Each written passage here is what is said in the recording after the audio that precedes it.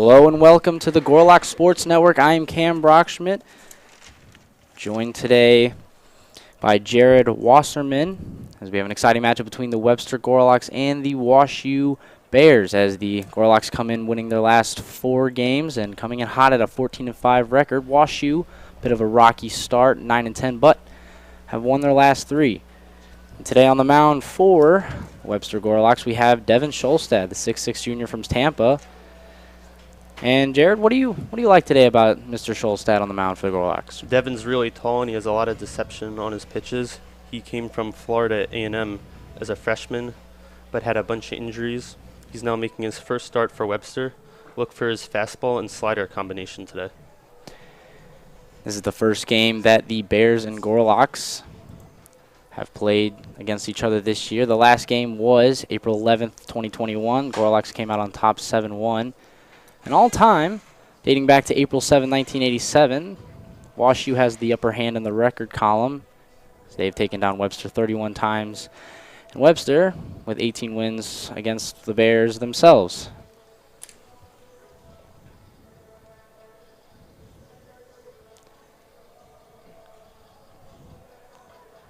WashU and Webster, usually two of the top 2 D3 programs here in the city of St. Louis. WashU once again having a little bit of a rockier start. Up first for WashU, Tim Van Kirk, the second baseman.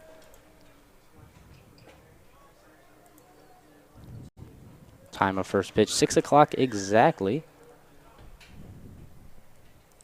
Showing bunt. No good there. And the first pitch of the game is a ball.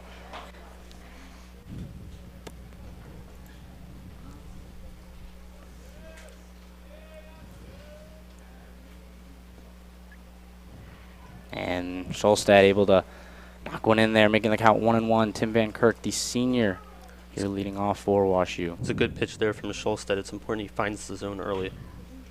Chopper to the left side. Tough play here on the backhand. The throw, no good. Van Kirk's speed beats that out. Ball hit in just a tough spot there. It's an infield hit.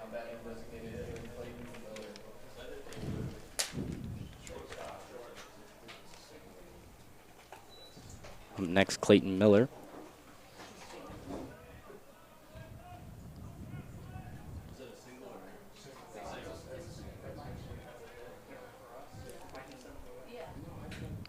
Pitch from Scholstad outside. Clayton Miller, another one of the WashU batters, hitting over 300 this year.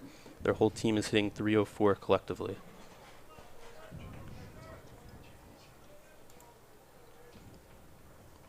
Scholstad kicks and deals. Ball 2.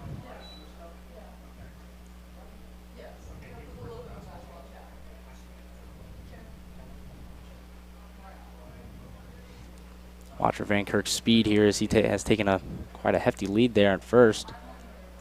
Doesn't go, and that'll be ball 3. Van Kirk in his career at WashU has 39 stolen bases. And showed off his speed there on that infield hit. Put in a tough lay there for Webster's shortstop. Thought he got the walk there. Miller has to jog back to his bat there, and it'll be 3-1. Middle infield really pinched, playing for a double play here with no outs. Scholstad set, looks over Van Kirk.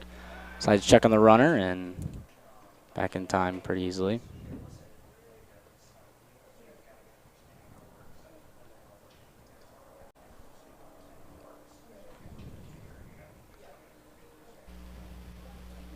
Scholstad kicks and deals. Swinging a pop-up. That'll go over us and will be a foul ball. 6-6 lefty able to bounce back here, making it a 3-2 count. Possible hit and run opportunity here. Van Kirk again taking a nice lengthy lead. Checks on the runner. Able to get back in time.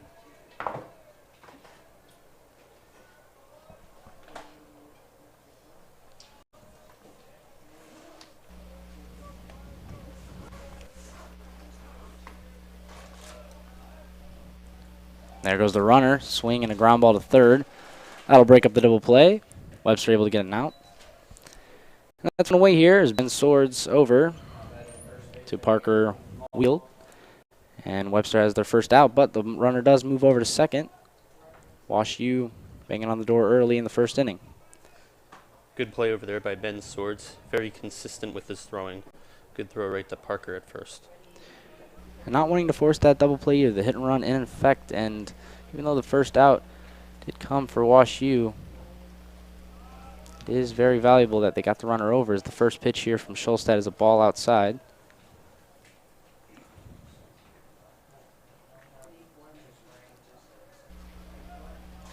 Wind blowing hard today as it was sunny for a while, but the clouds are coming in. And that's a ripper center field. Now get down. Van Kirk held up, though, as Webster able to get that in very quickly. Runners at the corners here with one out. WashU coming in hot after the 3-game winning streak, trying to continue that here against a Webster team that has dominated them at home recently. In their last 6 games at home here for Webster against WashU, they've won 5 of those. WashU trying to end that here today.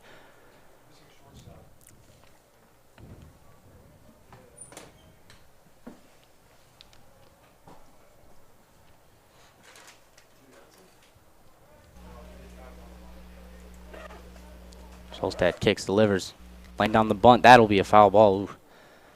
Trying to lay one down to the right side. Interesting call there. Foul. Safety squeeze with the cleanup hitter up. Harry Moderer, the sophomore, coming in today being the cleanup hitter, hitting .313, 380 on base percentage, 15 RBIs, trying to do a safety squeeze. Definitely interesting call. What a pitch there. Swing and a miss. Schulstad battling back 0-2. That's the backdoor slider right there working for Schulstad. It's a big start for him. His first start at Webster as a senior. He's getting innings now after his performance against Wheaton in Florida. That'll be a ground ball to second. Possible double play ball here. Out. It's no. And they will call that an out there as they were going to call that on the transition. Lucky break for WashU as they're able to get the first run here. 1-0 WashU in the top of the first. 2 outs, though, for the Bears. Looked like a pretty easy double play ball there at the inning. Possible win coming into play here in the first.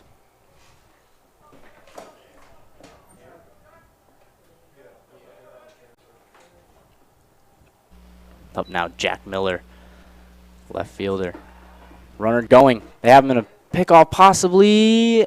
Safe there at second. Unable to hold on to it. It's a tough play for a first baseman, especially with the big first base glove to get the ball out. Just had a double clutch, big pocket, and that allowed the runner to be safe at second there. They had him picked. They had the out to get out of the inning. And now WashU with a runner in scoring position with 2 outs. Jack Miller trying to extend this lead for the Bears.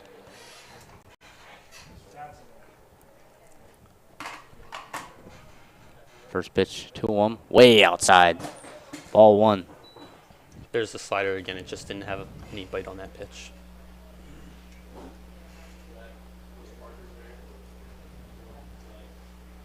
Miller, another one of these exciting sophomores here for the Bears.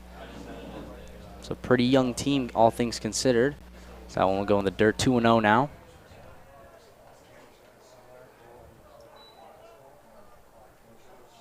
You can just see the flags in center field just whipping across there. Should be interesting to see how that plays, especially blowing out to left field. This isn't a big ballpark to begin with.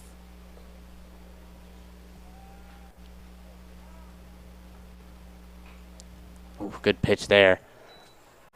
Make it 2-1.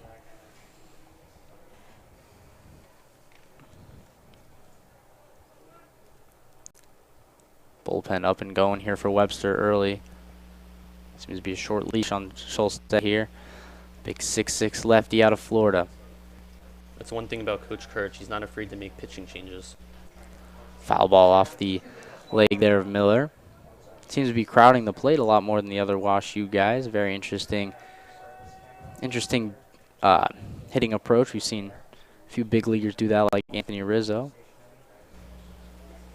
Kind of hunching over the plate. Number 12 is Schulstad looking for the big punch out here. 2-2, 2 outs. Top of the first. WashU striking early. Runner on second. Swinging a ground ball to second. Should be an easy play here. Oof. And that's a good scoop there Almost by wasn't. Parker Wheel. And that'll do it. The top of the first. WashU coming out striking, making it 1-0. Webster able to hold them to just that one run, though. And that'll do it for the top of the first. We'll be right back with the Gorlock Sports Network.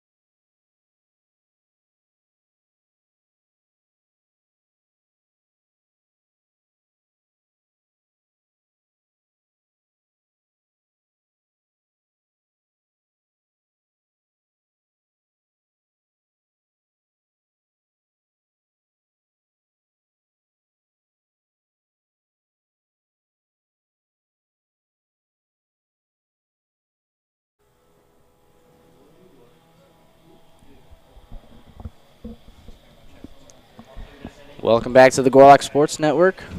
Once again, I am Cam Brockstrom, joined today by Jared Wasserman. It's WashU heading out there to take the field for the first time at the bottom of the first. They struck in the first inning off of a few singles. Finally able to get a run off a botched double play. Pitching today is Sebastian Guzman, the 5'11 freshman. Currently 1-0 in 5 starts, a 5.96 ERA. Trying to get back off of a bounce after a rough start. Last time out, 4 innings, 5 earned. Trying to see what he can do against this Webster offense. First pitch, just a bit up. That'll be ball 1. Adam Level, well over 400 career on-base percentage in college, but he actually hit 2 home runs this weekend.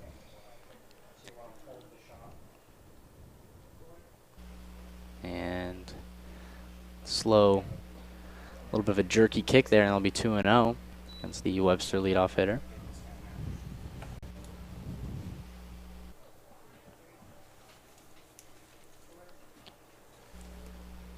Duel pitch on its way. Just missed once again, and that 400 on base percentage coming in clutch here is looking to draw a walk here for Webster to lead off the inning. I'd be very surprised if Level swings at any pitch here, regardless of where it is.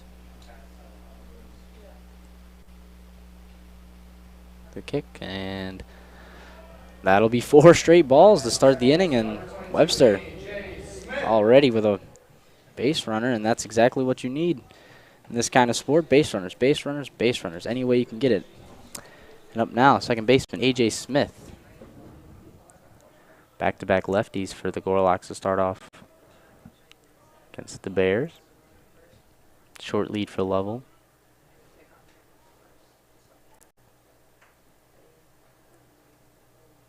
And the pitch. And finally able to lay one in there.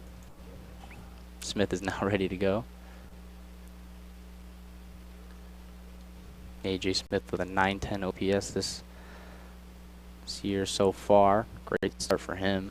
Had a great game in Florida when he hit 2 home runs against Southern Maine in 1 game. He's got 16 RBIs to go along with 3 home runs this season. Check on the runner. Didn't even have to slide back there for Mr. Adam Lovell.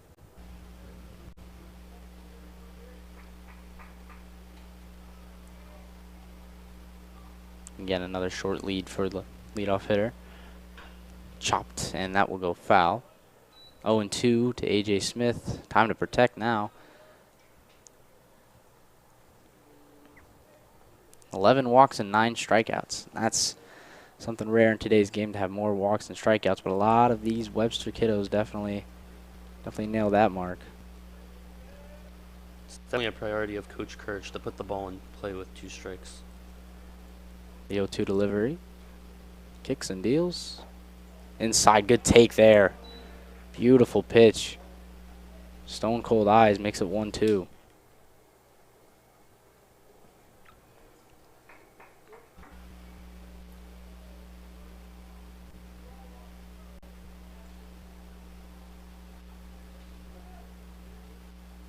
One-two pitch. That's high. He's battling back now, making a 2-2 count. And this is kind of what happened with Guzman in the last game. He's going to really have to come after Smith here, especially with Ben Swords on deck. You do not want to put another runner on base. And freshman on the mound, Mr. Guzman, despite his rough outing, only had 1 walk last start, and already with some control issues. A swing and a miss there. Good pitch there, blew right past him, and that'll be the first out here for the Gorlocks. Smith goes down swinging. He elevated that fastball, and it was just a tough pitch to get to, but already a mound visit. Must be going over how they want to attack Ben Swords. Ben Swords, another one of those big hitters, especially in the OPS department. 4 Webster Gorlocks with over 900 OPS, and Ben Swords is one of them at 938. Something you love to see, especially out of your 3-hole hitter. And this past weekend, he just broke the all-time Gorlocks record. Second on the team in hits, first in RBIs. Big Ben Swords. Trying to strike something early here for the Gorlocks.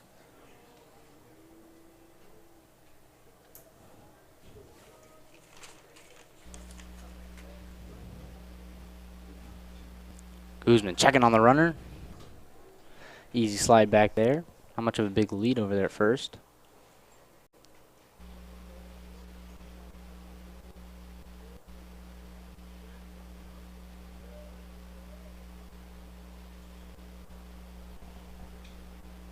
And there he goes. Hit and run action. That one will go foul, though.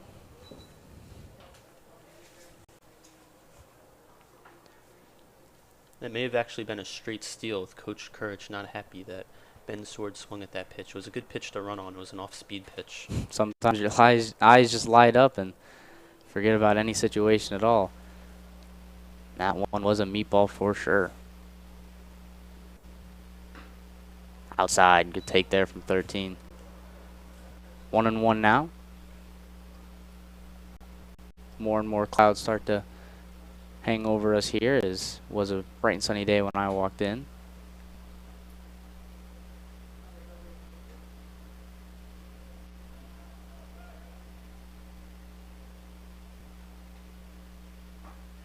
Oof, good pitch there. Now Swords has to protect here. 1-2, 1 out. It's a tough call right there from the umpire. It looks a little inconsistent to start the day. We'll see how that develops.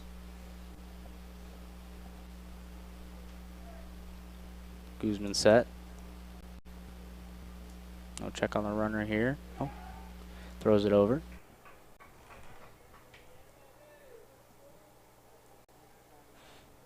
Possible hit and run situation. Guzman is not trying to let that happen here. Is WashU able to pull one off on Webster the first inning, breaking up a double play with their hit and run. Webster possibly trying to reenact that situation. It's Guzman. Kicks and fires. Way outside. That'll get past the catcher, and Lovell able to stand up. And now Swords, the RBI leader for Webster, has a giant opportunity here. The runner in scoring position with only 1 out, 2-2 though.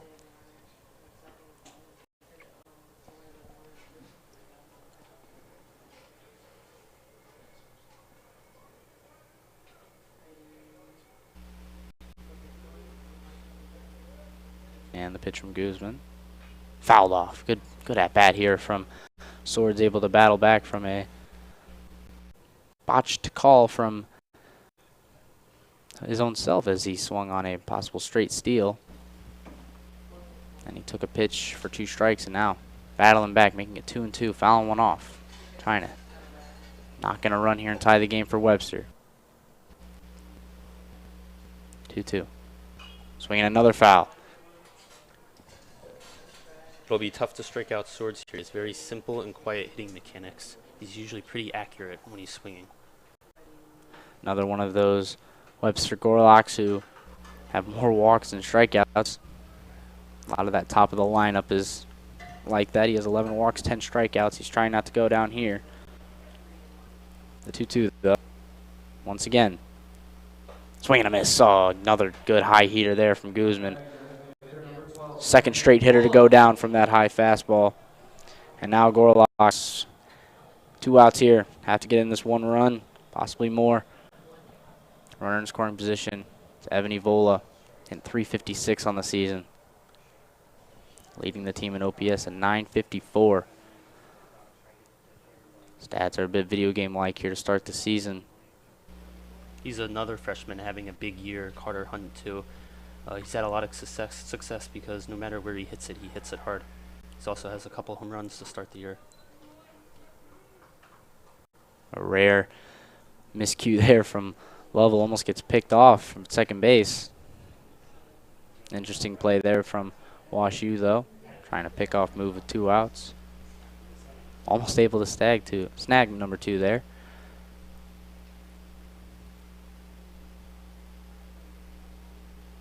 First pitch to Evola. Way high. He's liking that high fastball so far today. Continuing to hit that spot is Guzman. Struck out the last 2 batters on it.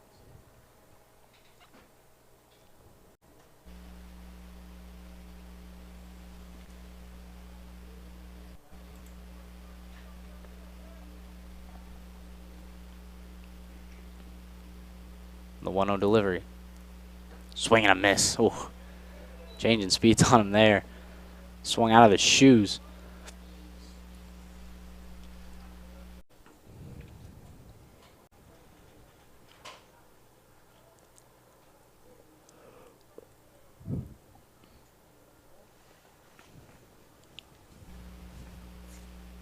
After a good pitch from Guzman, he'll get set.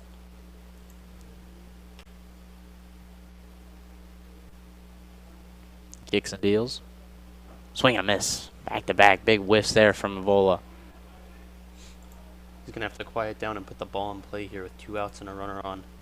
Most definitely. He's just swinging just a swing. He's trying to hit it way, way out of here. With that wind, I'm not really sure. He's got to think the left center gap right here. Outfield not really playing him to pull there. Pretty shallow in center, too.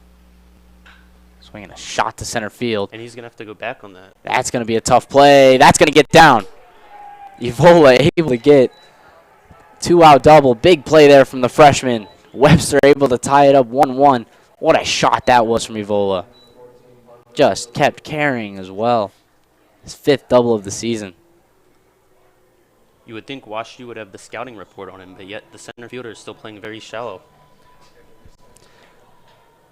And with that wind, you saw it go straight to center field.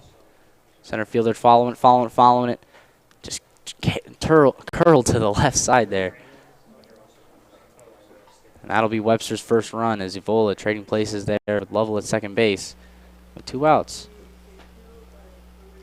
Parker wheeled. Taking a first pitch breaking ball. It's always a good strategy from the pitcher. 9 times out of 10 when you drop a breaking ball and on strike 1, the batter will take it. I'm not sure why pitchers don't throw breaking balls for first pitches more than they do.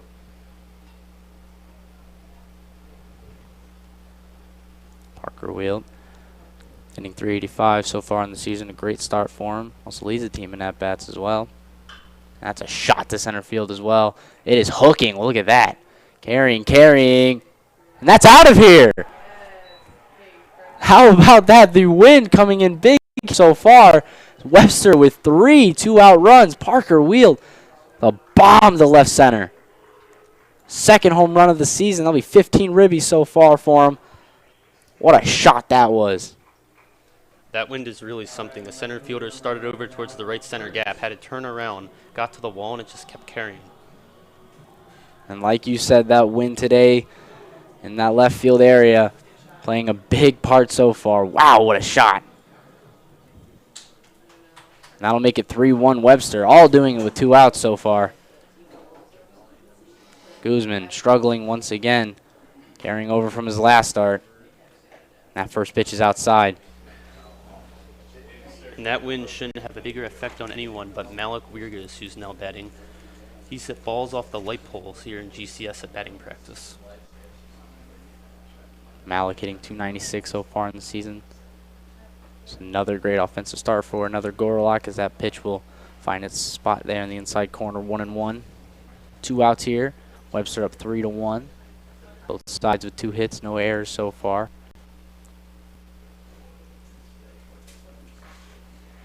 Guzman started out pretty well, getting 2 big strikeouts against some pretty big Gorlock hitters, and then fell apart against Evola and giving up that big 2-run shot. Pitch goes outside, 2-1 to Malik.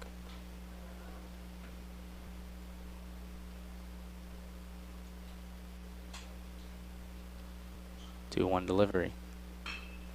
Shot to short. Should be an easy play here. And that'll do it for the inning. Webster able to score 3 2-out runs, including a 2-run shot from Parker Wield after a double by the freshman Evan Evola. That'll put it 3-1 Webster after 1 inning. We'll be right back.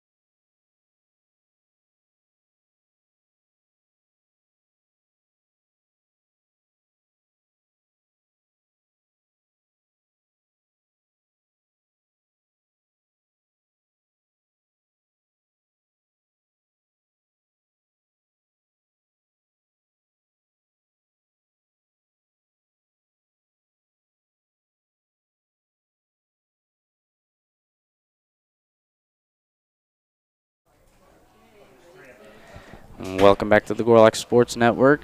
Top of the second here, Webster, the big first inning, scoring 3. Bears followed that in the top of the first with 1 as that pitch is fouled away. Devin Schulstad still in the game despite Webster's bullpen warming up a little bit in the first. Interesting to see Kowalski as the first man to warm up, especially with the games this weekend, 3 games Saturday and Sunday combined. And he's been the #1 reliever, but they were willing to go to him early. Pitch is low here to number 33, Brogan O'Connor, the right fielder. 1-1 now here from Schulstad to O'Connor.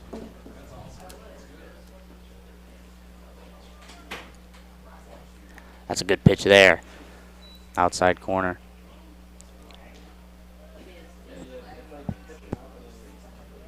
Schulstad looking for his first strikeout of the day. The 1-2 pitch. Good pitch there on a rope there. Able to make that play, and we have 1 away. That was a slider right there, a little bit off the end of the bat. Line drive, though, right to Swords, so out was made. Breaking pitch on a 1-2. Able to get the first out up now.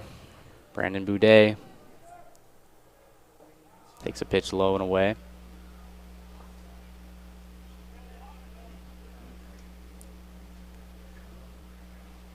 Schulstad working quickly from the stretch. The short ground ball to second. Easy play for Smith, and we have 2 away quickly. Schulstad working very quickly in the stretch as well. A lot of pitchers nowadays are kind of shying away from the windup, especially in the collegiate divisions and everything, and starting to see it now in the majors. Schulstad no different here, but he works very quickly, coming set, kicking early, not letting those hitters get fully set. And that's a shot to right field. The wind and Mike Carey able to get it though. Easy play, and that's an easy 1-2-3 there as Lovell able to get that fly ball, and Webster, like a 30-second inning right there, and at the top of the second, Bears go scoreless. We'll be right back.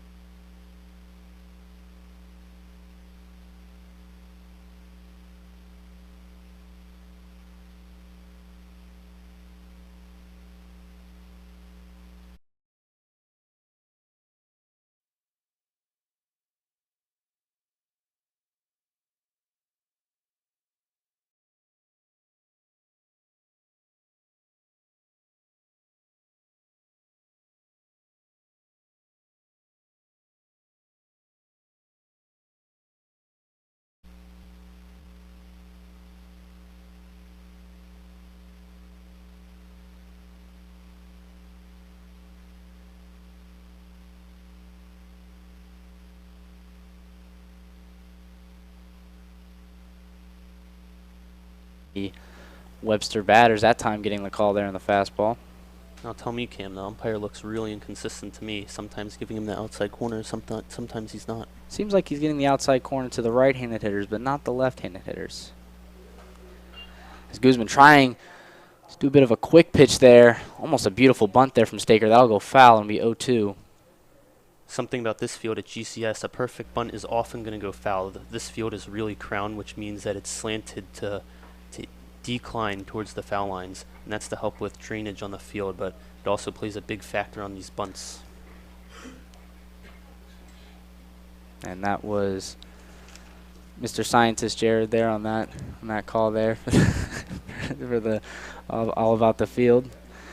0-2 here for Staker. Guzman able to get quick out there from Goodman after battling back 2-0. Here starts out 0-2. Trying to go outside once again on a fastball. Doesn't get the call there. It'll be 1-2.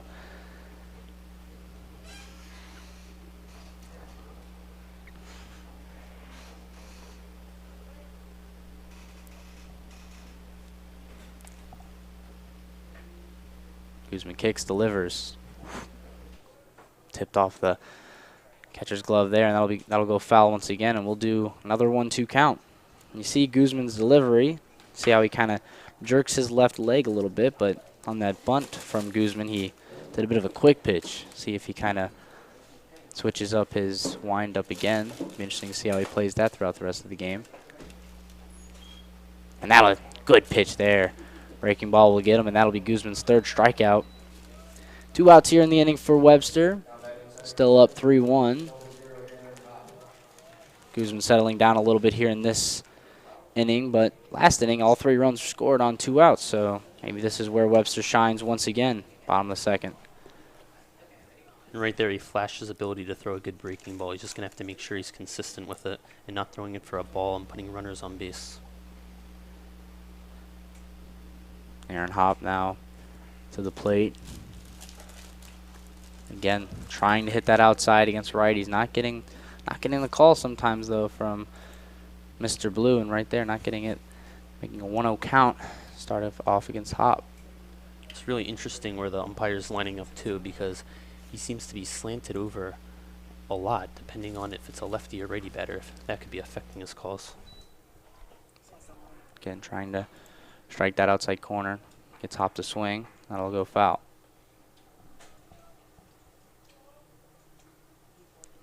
This is Hopp's 5th game started of the year. 471 OPS. Trying to get something going here for Webster with 2 outs in the bottom of the second.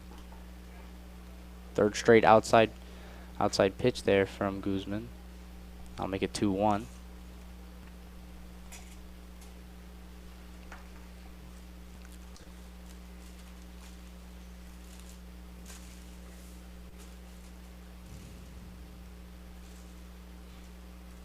Two-one delivery.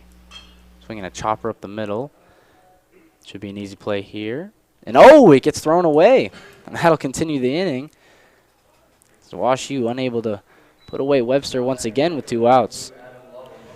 On the slow chopper there, Hop speed forced the shortstop to have a pressured throw and just didn't have time to fully gather himself and threw it in the dirt. And that'll be an E6 for Harry Moderer. Low throw there will continue Webster's inning. Adam Lovell had a 4-pitch walk to start off the game. After 2 strikeouts, a bit of a rally started for Webster. Already with the second at-bat here in the bottom of the second. Just had a check on the runner. And errors like that, especially with 2 outs, can be demoralizing. See how WashU reacts and responds here with 2 outs.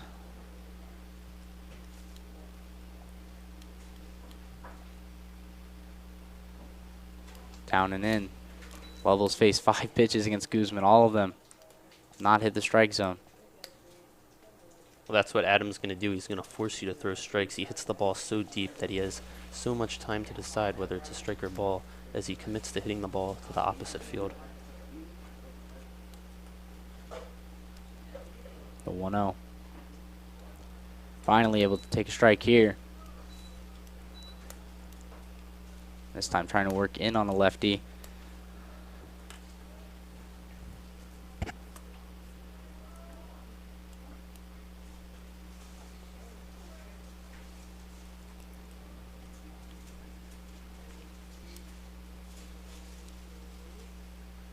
A 1-1 pitch. Swinging a shot to the right side. That'll go foul. And now Guzman possibly able to getting out of this inning. 1-2. the guy he walked on 4 pitches in the first. Possible hit-run situation as well. Might see a check on the runner before the 1-2 pitch happens.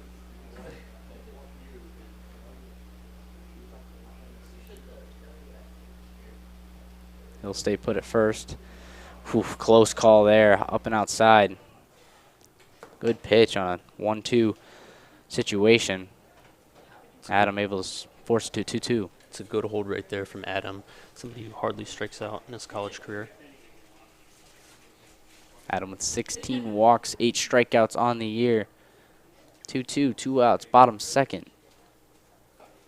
Inside, woof. Great take there. Runner will be off on this pitch. Adam able to force it to make it a 3-2 count, 2 outs.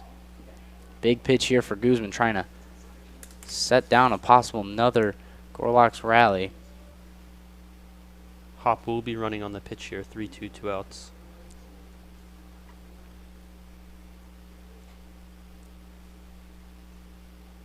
Runner goes. Swing and a miss. Guzman able to strike out his 4th Gorlock of the day. He's able to stop a possible another 2-out rally. We've gone through 2 innings. Webster with a 3-1 lead. We'll be right back.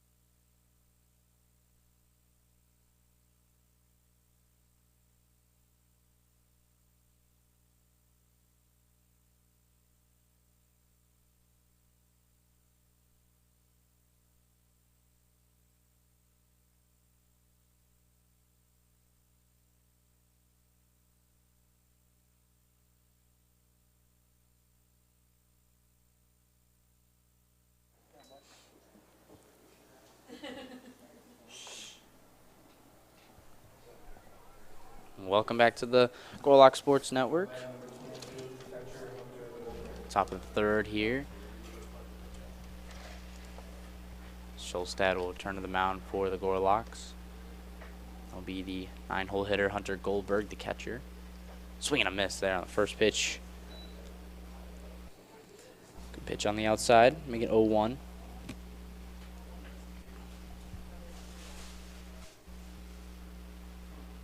Trying to go for that outside again, not getting it. Good hold right there from the batter, seeing the same pitch twice.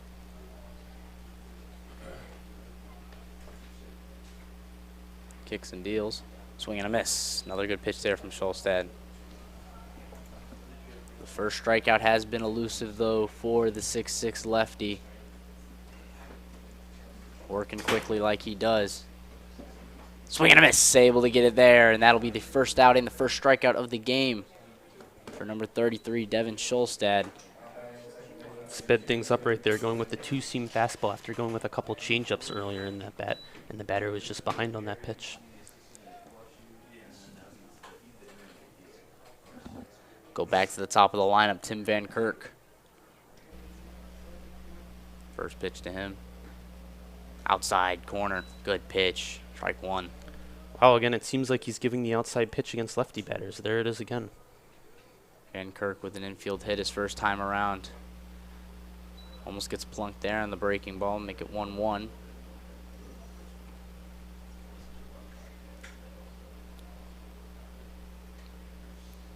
Schulstad set. He kicks. A little low there, 2-1.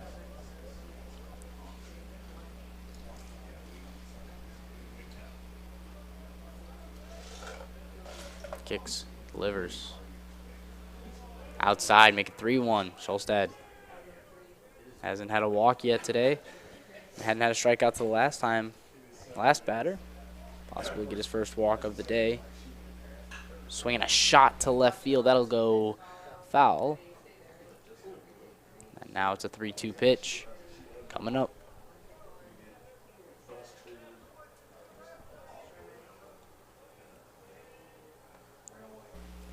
Sets.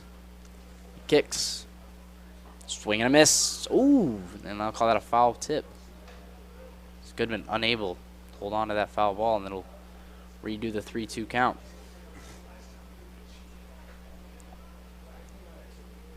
We'll try it again. Here it comes. Just misses, and that'll be the first walk for Devin Schulstad of the day. Tim Van Kirk getting on base twice in his first 2 plate appearances. Tough call right there. That must have been called low. DH Clayton Miller now up.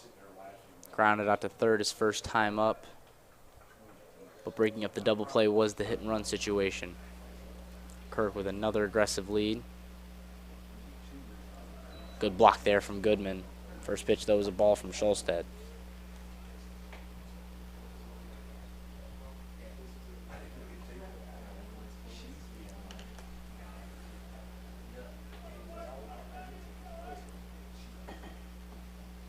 Checking on the runner here. Van Kirk easily gets back. Van Kirk has the ability to steal. We mentioned he had 20 stolen bases a few seasons ago. So far has 12 in 19 games. That's why Schulstad continues to check on him. He's been caught stealing twice, though. So 12 for 14, that's a pretty good stolen base to caught stealing ratio. And once again, he's going to check on Van Kirk, and that'll get away. Possibly able to get to third. Third base coach waving him around and standing up. Nope, he'll slide head first. Van Kirk, first to third. Schulstad costing himself there with 1 away. And a very dangerous hitter in Clayton Miller up. Gorlocks are in a bit of a sticky situation here in the top of the third.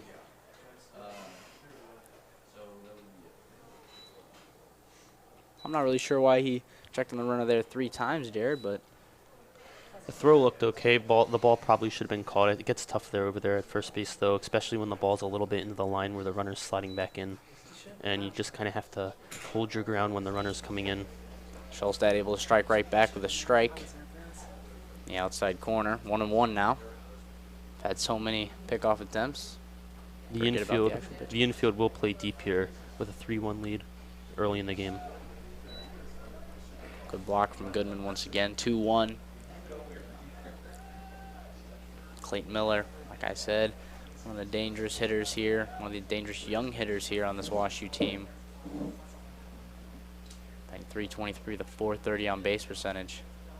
Shot up the middle, off of Schulstad's glove, able to recover, and that was the batter's cards who went flying out of his wrist, unless they were Parker's at first. interesting there. Was that the ball too? I'm not really sure. It just kind of, everything just flew out. Because I believe the runner was caught out, but he's staying at first. Oh, he's just getting his cards, it looks like. He's just getting his cards, but more importantly, Schulstad, despite bobbling the ball a little bit, able to hold Van Kirk at third, and with 2 outs, Webster may be able to get out of this with their 3-1 lead. A ground ball anywhere else in the infield would have got him in, and with the corners playing back, even a ground ball down the line would have got him in. But it was hit right at the pitcher. Andrew Huang, his eyes lit up a little bit there in that first pitch breaking ball. Definitely hung just slightly, but fouls it off.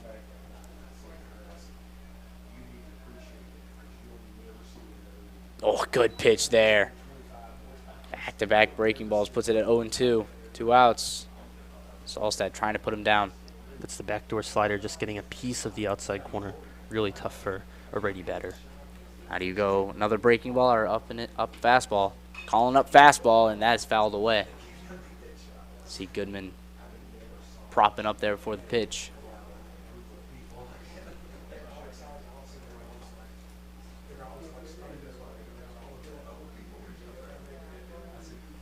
Oh, wow, and Malik's playing almost all the way on the warning track there in left field, especially with that wind. Good pitch there. Doesn't get him to bite though. 1-2. Jared, what pitch do you think they should go here with? They've gone 3 breaking balls, 1 fastball. I'm guessing they're going to keep it with a fastball now on the outside corner. He's going up fastball. He smokes it to right field. Tracking it down. Good play there. Losing the hat. Able to make the play, though.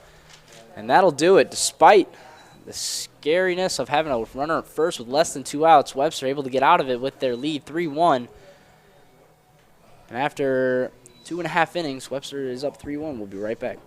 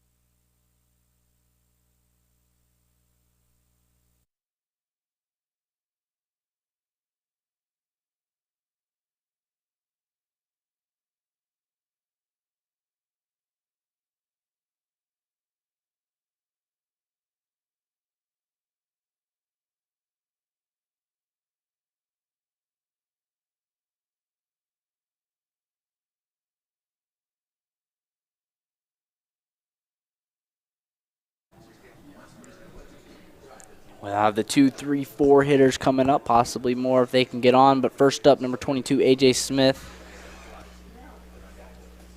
Struck out his first time up. Guzman, despite giving up 3 runs, has 4 Ks through 2 innings. Looking to lay down a bunt here. Guzman has to run over. And that may look like an easy play there, folks, but having a pitcher hop off the mound like that is not easy at all, Jared. I do not think that it's definitely an underrated sort of play from pitchers and their athleticism. It's always a pet peeve of coaches, pitchers not being able to make PFPs, and that's a tough play. Pitchers are always practicing that, spinning the right way to throw. That's a good play right there.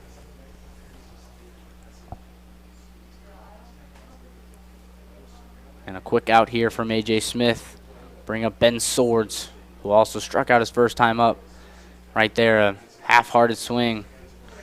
Seemed like he was really guessing a fastball there. You could see how far out in front he was on the slider. Sometimes you sit fastball a little bit too much, and that's the outcome of that.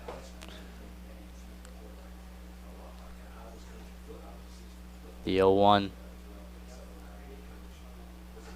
Fouled away. That'll be 0-2. Unlucky foul ball, though. Looked like he was possibly sitting breaking ball there and just had it foul off his bat. Tough 2 first pitch strikes there for Swords. He was just kind of taking that pitch, and the ball happened to hit him in the bat. It was thrown in, but you still have another strike here. The 0-2.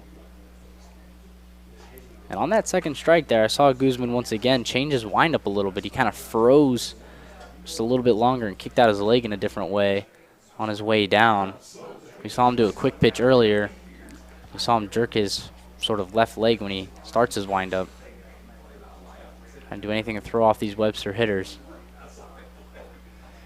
That's a good 0-2 pitch. Got him looking. That's the 5th strikeout here for Guzman. I don't think Ben Swords liked that pitch at all. Just an unlucky at-bat for the third baseman as he walks back to the dugout. That's a very tough pitch there for Ben Swords. It looked like it might have been on the white line of the other box. Visibly upset. Jared's mentioned it before, how the umpire has been a little bit inconsistent with those outside calls. It's different for lefties and righties so far today. Quickly, though, 2 outs for the Gorloks here in the bottom of the 3rd. First pitch to Evan Evola. The red-hot freshman right now as he takes strike one. Going right at him with the fastball inside. Something about Evan, he stands up really close on the plate, almost on the white line, takes away any type of outside pitch. The outside pitch becomes a middle pitch for him, and he's still able to get to the inside pitch. Right there, thrown really far in, though. He did go on that one. Back-to-back kind of unlucky at-bats here for Webster. Good pitch, though. Definitely seemed like Evola went. No argument from either side. Guzman trying to have a quick inning here once again. The 0-2. Swinging a sort of weak grounder to short. This is going to be a tough play. And got him. Nice play there. As WashU able to get a quick inning. That was Harry Martyrer there on that play. He made an error earlier. But we have, after 3 innings, a 3-1 Webster lead. We'll be right back.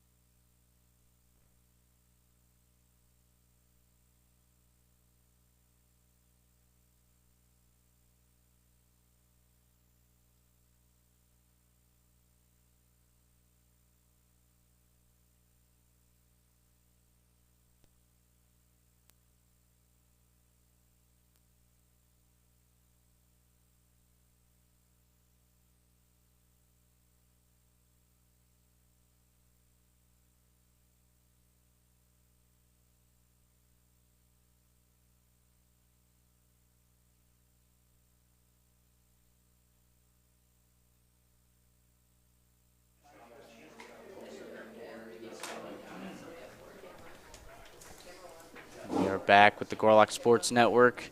Top of the 4th here. Webster leading 3-1. Scholstad, pretty dominant first 3 innings. He gets the first strike there. He's thrown a lot of strikes early. He's been very efficient. Coach Kirch has made it very clear that that's what he wants out of his bullpen and guys who could possibly be getting starts, and he's been all that today. After an impressive play there at the end of the inning, Harry Moderer will lead off the inning with Jack Miller and Brogan O'Connor following him as that foul ball make it 1-2.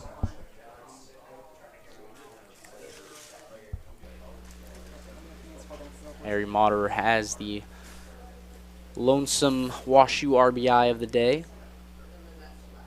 1-2, fouls it over and unplayable. Thought he may have had a play for a second. First base coach didn't make an attempt to get out of the way. He was pretty close to making contact with Wheeled at first. That would have been interesting to see what happened there. Third base coach having a discussion with Mr. Harry.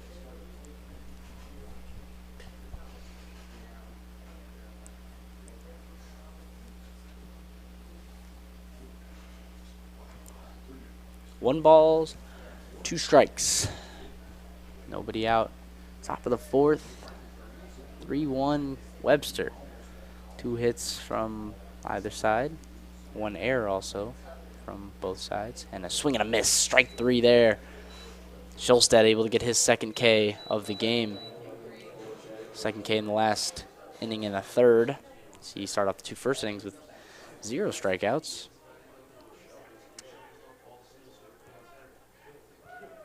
After a quick K, Mr. Jack Miller, left fielder, will step up to the plate, and that ball is low and inside.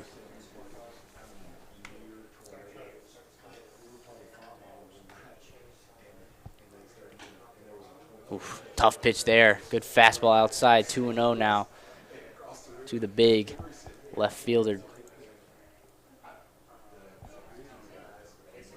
Another one of these sophomores here for WashU, and that'll make it a 3-0 count. This happened last time Scholstad got a strikeout. He ended up walking the next guy. Hopefully he can avoid that here in this 3-0 Opportunity for Jack Miller. Does not have to challenge him here, though, with the bases open. Done batting .396. Probably the smart decision not to give him anything in the zone to hit. Did not challenge him. Tried to go outside with that fastball. Misses, and that'll be a walk. Second walk of the game right after his second strikeout of the game. Following him will be Brogan O'Connor.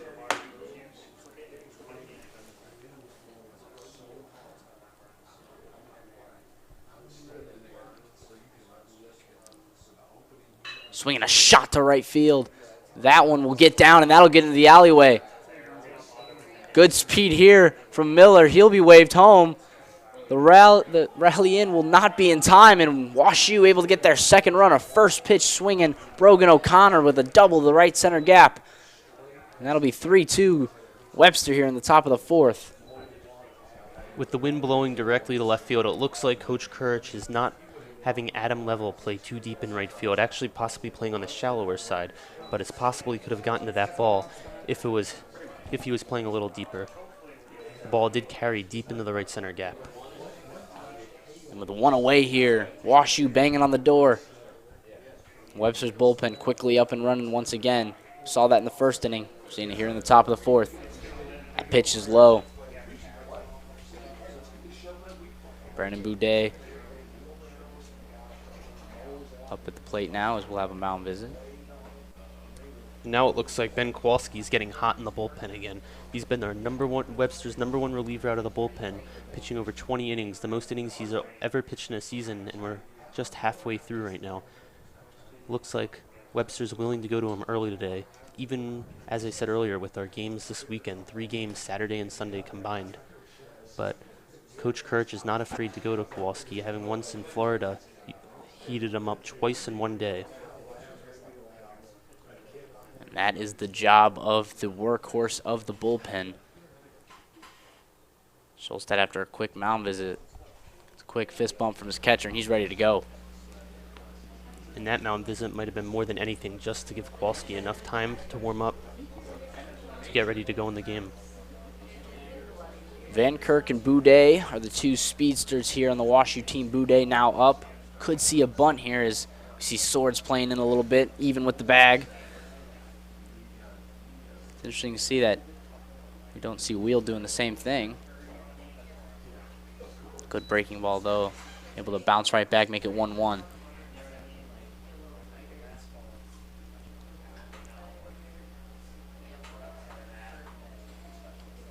We've seen a lot of attempted bunts from either side so far today. Not bunting here. Fouls that one off and most likely not see one throughout the rest of the at-bat. 1-2 here for Schulstad. WashU trying to capitalize here on this early sort of rally a little bit. Runner in scoring position once again for the Bears. Tying run at second. 1-2. Chopped up the middle. Tough play, and that'll bounce around. And thought about it, O'Connor.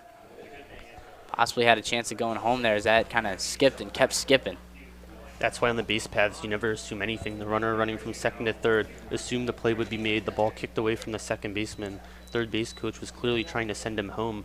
He didn't pick him up till late. By the time he realized what was going on, A.J. Smith was able to secure the ball at deep shortstop, and he could not score. And that'll do it for Devin Schulstad. The error by A.J. Smith puts runners at the corners here with one away in the top of the fourth. WashU already has one run, banging on the door to tie the game, possibly more. It's been the Gorlock Sports Network. We'll be right back.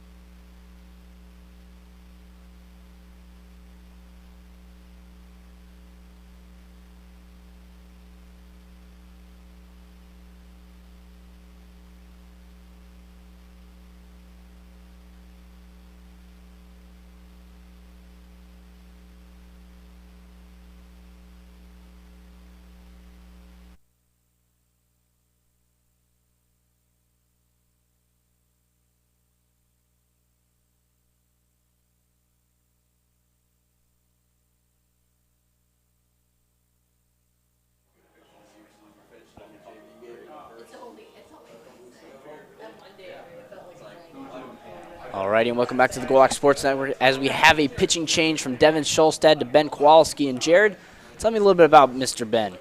In his 5th season, he got his first significant set of innings last year. He threw about 19 innings. This year he's been the go-to reliever for the Gorloks. He has an interesting windup where he holds the ball deep behind his leg, he kind of hitches, and then he throws home. He delivers from a very over-the-top motion. His fastball comes in high a lot of the time because of that. It's hard to hit. It rises. Then he pairs that with a slider and a changeup. His changeup is the best pitch. It moves a lot. He loves to throw it righty to lefty as it moves down and away from the hitter. And he's had a great year so far this year. He's also able to throw, he'll probably throw 4 or 5 innings today out of the bullpen if he throws well. He's not just a guy who's going to throw 1 or 2. So expect him to go to the distance here if he can. And he's been that reliever that has been the workhorse so far. 10 appearances is the most out of any Webster player, starter or reliever.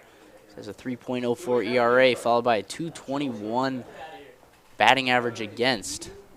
Pretty good numbers so far from Kowalski. He's got a tough situation here, first and third, 1 out. WashU banging on the door to possibly tie the game. Interesting with 1 out here. We'll see if WashU tries any first and third plays just to try to get the runner on third, and especially with Ben Kowalski now in. First pitch, beautiful. Strike 1. Runner does not go at first, but expect him to go any pitch here soon.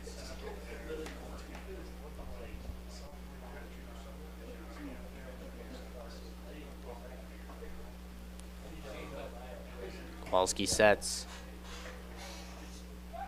Checking on the runner at first.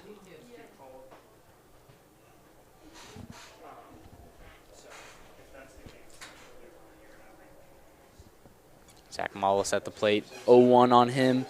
1 away we have O'Connor at third, Boudet at first. Boudet tied with Van Kirk. 12 stolen bases, leading WashU.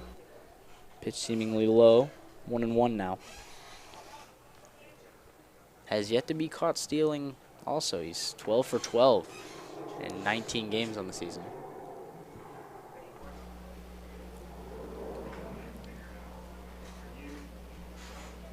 One delivery. There he goes. Swing and a miss. Throw down to second. Boudet once again with his 13th stolen base. Using that speed, breaking up a possible double play, shaking his hand a little bit. Goodman did make it a lot closer.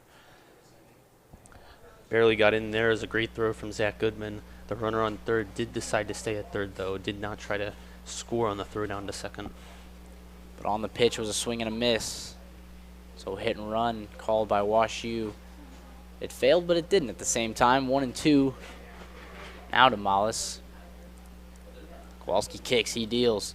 Swing and a miss. Good pitch there. Ben Kowalski. 2 outs now in the inning, and Webster can take a deep breath. And he has been running up the radar gun this year. Ben Kowalski has. He's been throwing 88 to 89 in some of his appearances. Third base coach there seemingly upset that the batter did not put the ball in play. With 1 out in second and third, you need to put the ball in play. And now with 2 outs in second and third, it's a lot different of a situation. Goldberg, catcher, fouls that one out of play, and it'll be 0-1. Goldberg struck out his first time up against Schulstad. He's currently the 9-hole hitter. WashU hoping that he can get on base and get it back to the top of the lineup, especially with the runners in scoring position. Do not want to waste this opportunity. The 0-1. That one's low. Good block there from Goodman. And you can really see that the fastball there that's starting up and it's coming across all the way to the bottom of the zone. Really hard to hit as he starts with such an over-the-top motion. Goldberg hitting 222 this season. 282 on base percentage. 9 RBIs on top of that. The 1-1 to him. Swinging a chopper to third. Swords, nice play there. Throw to first, got him. So Kowalski comes in, shuts him down despite sticky situation. Webster holds the lead after 4.5, 3-2.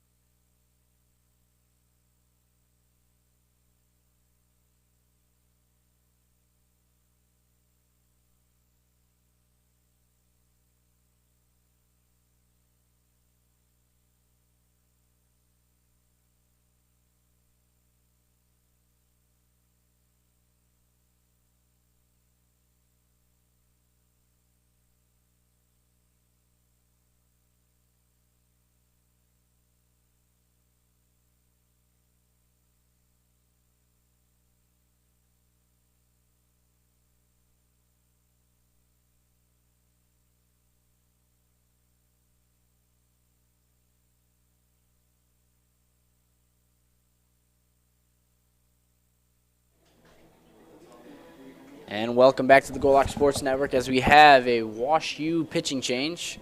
Despite a rough first inning, Guzman did come in and put down the Webster Gorlocks for the next 2 innings.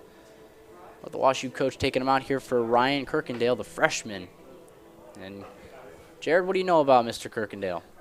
Well, he's a freshman. He's only thrown an inning and a third this year, so it's a big spot to put him in against Webster in a 3-2 game.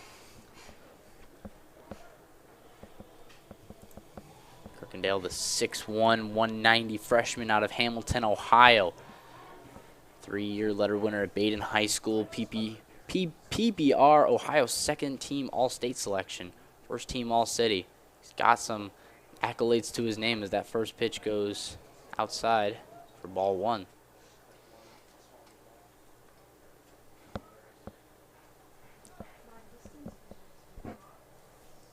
Comes set.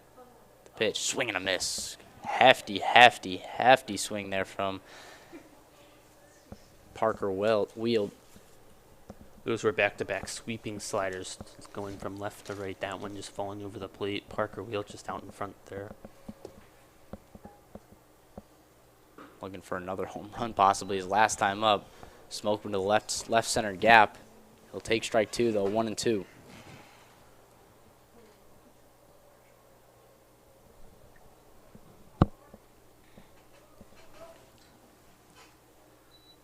Kirkendale comes set. The pitch, swing and a miss. Able to come in and put down Big Bad Parker. Homered his first time up. That appears to be his two-seam fastball that has a lot of run, moving the opposite way of the slider. A lot of confidence from the freshman out there on the mound. Hasn't even pitched 2 full innings. Comes in, puts down one of Webster's hottest hitters. Right there, going right at him again. Just misses there on the fastball. But not a bad pitch to start off with.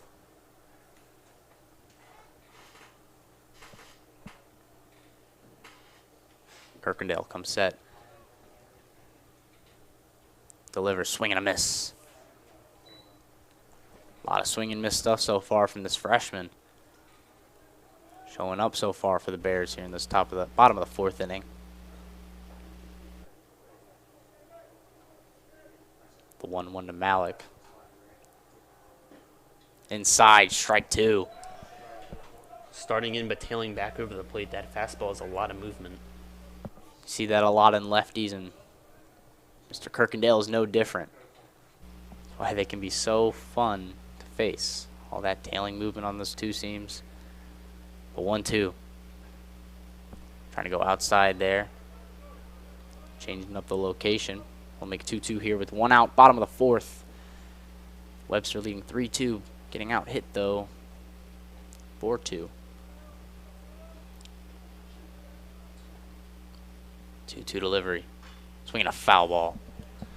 Good hack there from Malik, keeping the at-bat alive.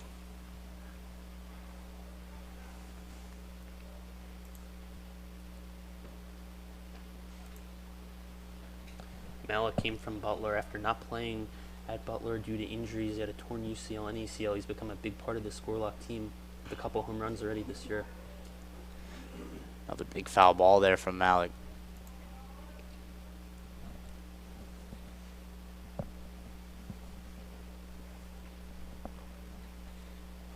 Good at bat here. Kirkendale trying to set down his 2nd straight Gorlock. Oof, tough pitch there. Good pitch on the outside. We'll make it 3-2. Better take from Malik.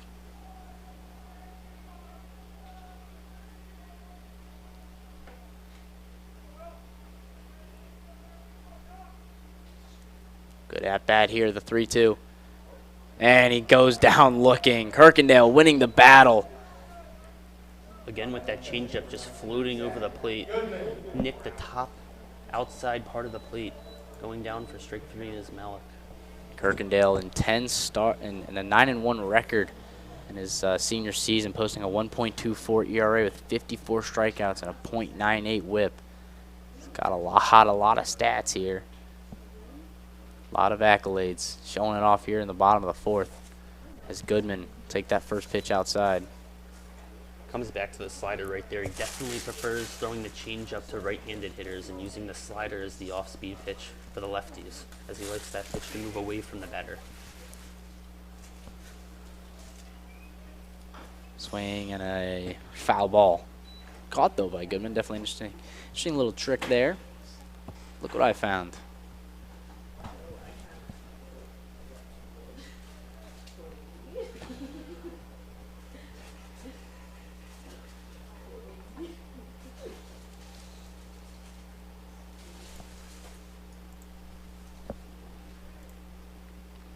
The 1-1 to Goodman. Outside, good block there. Make it 2-1. Beautiful sunset starting to inch in here. GCS ballpark. The lights are on. The wind's still blaring. 2-1 delivery from Kirkendale to Goodman. Oh, good pitch there. Had him way out in front. Started stabbing at it a little bit, was Goodman. Make it a 2-2. Again, lefty batters are just out in front of on it, as the righty batters are out in front of on the changeup. See if Kirkendale can strike out the Gorlock side here in the bottom of the fourth. The 2-2. Swing and a soft roller to first.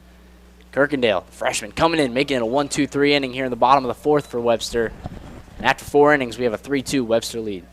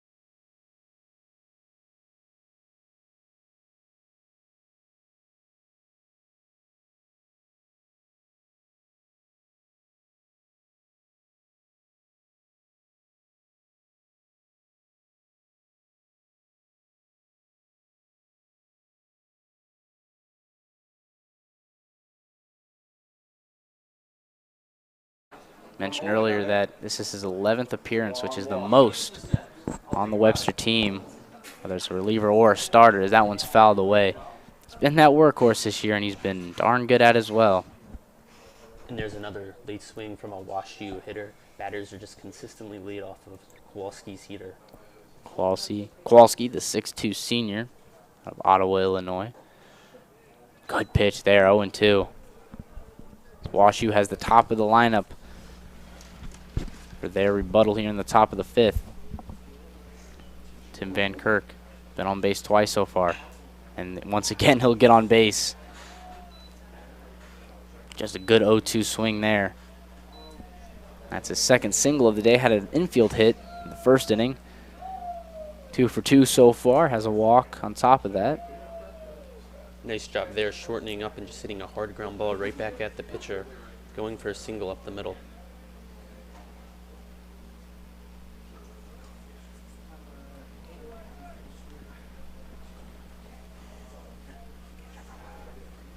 A rare 2-strike miscue from Kowalski. Now he's got to have Van Kirk with some speed there on first as he gets a first pitch strike.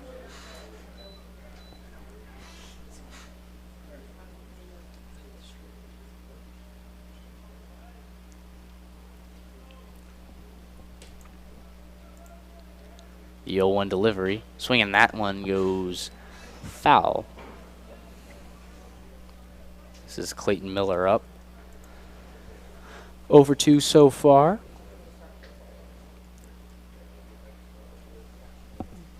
top of the lineup has been doing the most damage for WashU.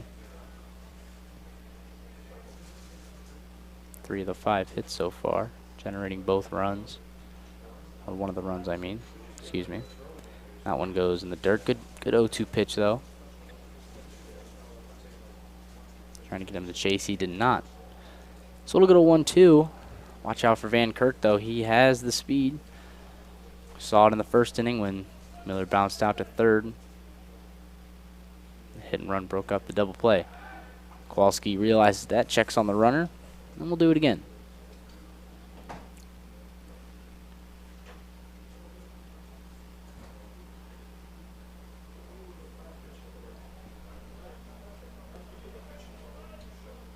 Kowalski comes set.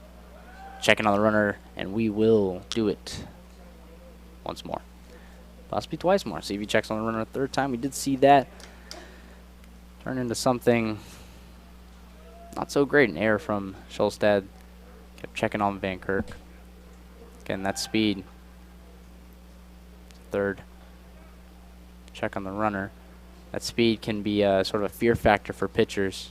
We saw from Schulstad as he threw it over 3 times in the other inning.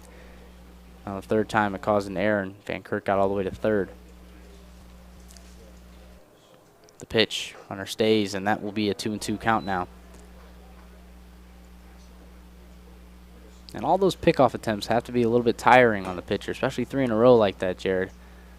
Comes back with a ball. Yeah, and there's a pitch clock to home plate, 20 seconds in between pitches. It would be interesting to see if a pickoff, how many pickoffs were allowed in between pitches too, if that was a rule that becomes implemented. Van Kirk going on the pitch, but it's fouled off, and we'll do another 2-2 count here. That's what Webster's trying to look out for, is the Bears using that speed there at first. Van Kirk taking another healthy lead. 2-2 once more. Runner stays. Good pitch. Just missed. That's the changeup right there. Definitely a speed change from the fastball.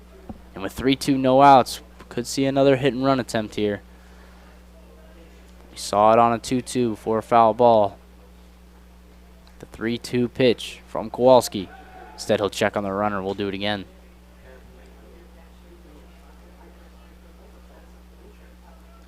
Definitely expect a fastball here, and this is also 3-2 count. You could see the runner run as well.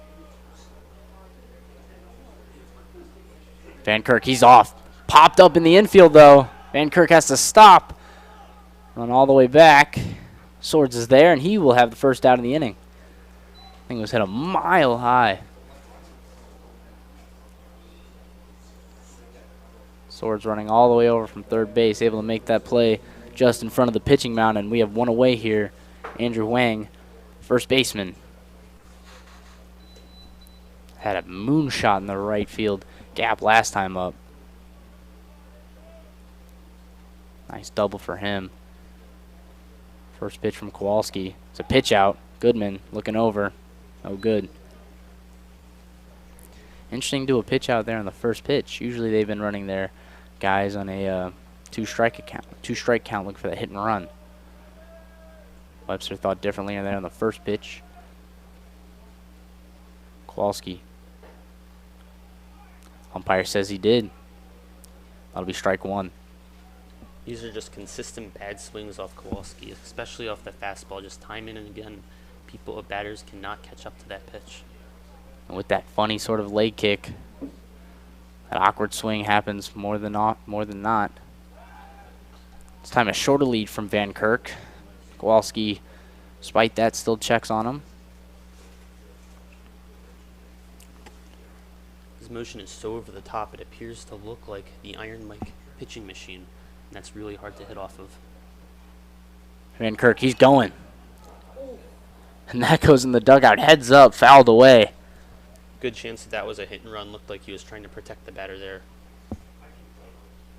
Oh, it was way outside, and it was knocked into the dugout. We'll have a 1-2 count here.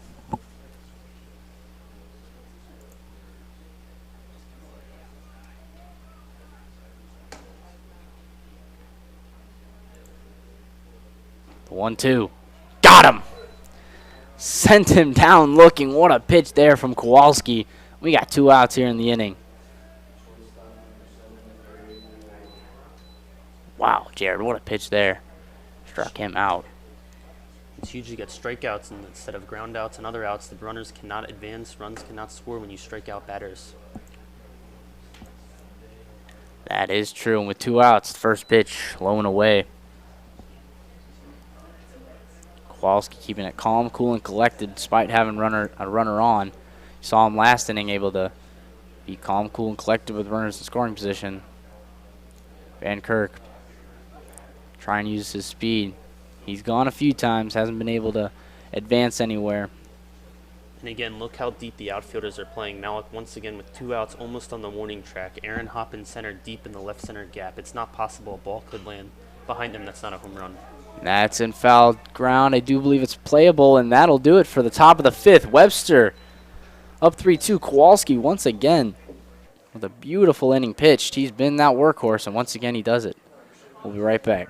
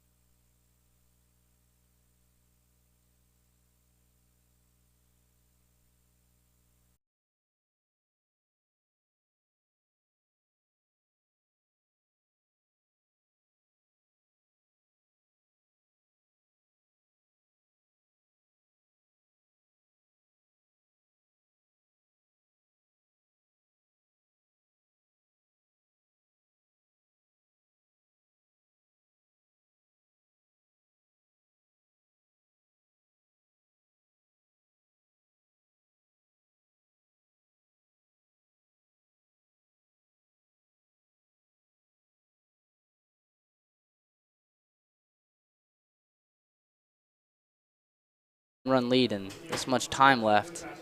Got to get something going here, Jared. And that third baseman has figured out to play up in the baseline.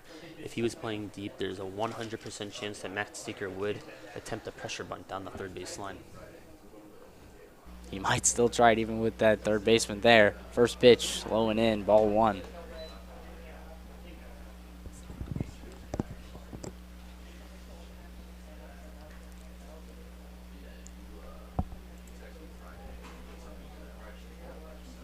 This is Will Henkel on the mound now. They liked what they saw from Kirkendale, decided to switch it up. Bit of pitching change there on the mound for the Bears. The way he was pitching, I think I would have left him in for a while. 2-0 from 16. Coming out a little bit flat. That's 3 straight balls. Henkel, another freshman. 6'2", 190 out of Anderson Township, Ohio. So the last 2 lefties to come in for the Bears, both from Ohio, both freshmen, both around 6'1". Finally gets a strike in there on a 3-0 count.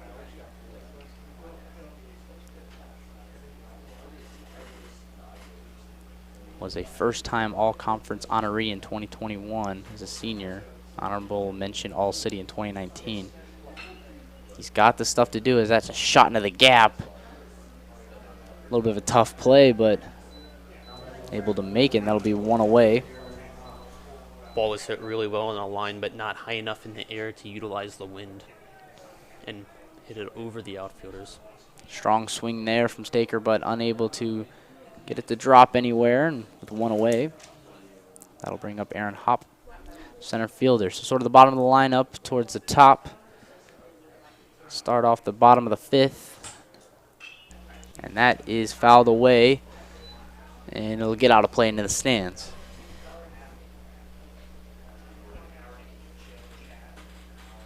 One of the most pretty parts about baseball is when it gets sunny and then sort of the clouds come in and then the sunset comes in and then it gets sort of in this nice dark but still bright enough to go outside and everything, but the lights are on. It's just One of the more pretty parts of baseball is that one's fouled away. Still got a slight sunset towards the right side. Definitely one of the pretty sports in my opinion. As long as the home team decides to turn the lights on in time. I've had games where it's starting to get dark and they want to wait to turn the lights on and you cannot see the pitch. It's good to see that they turned them on quick tonight. That's borderline abuse, as that one is fouled away towards the right side, and we'll do another 0-2 count for Aaron Hopp.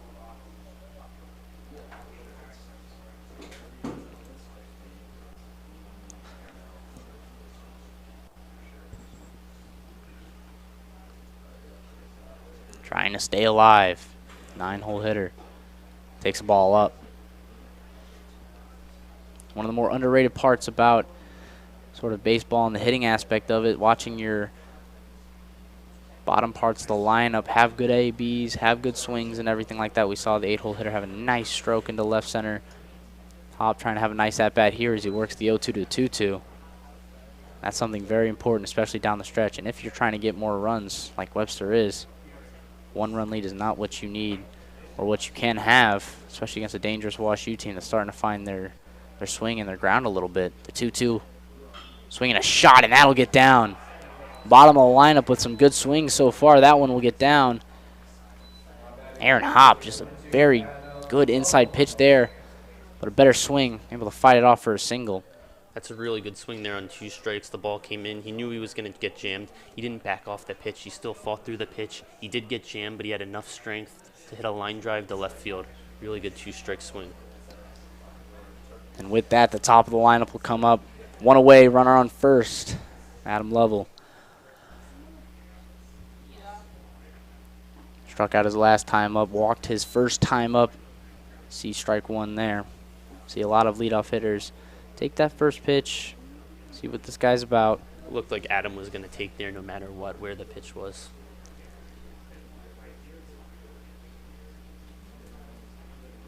The 0-1. Fouled off, good pitch there on the inside, and quickly it's 0-2.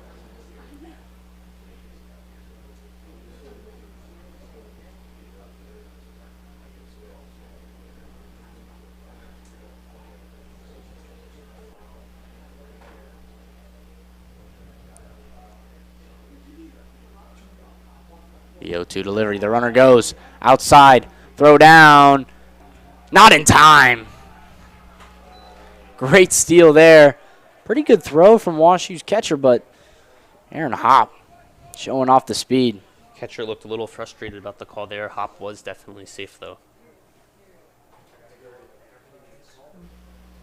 Beautiful throw, better steal. And now 1-2, 1 out. You got a runner in scoring position. Changes the approach here for Adam Lovell. The 1-2. Outside, good take there.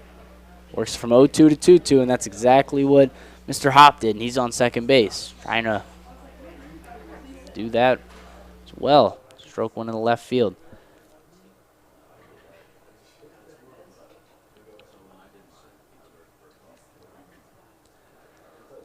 Looking at the runner in second. Sides kick and deal. Swinging a shot to right field. That one's carrying. Back, and caught. Oh, at the warning track, and Hopp slips a little bit, unable to advance.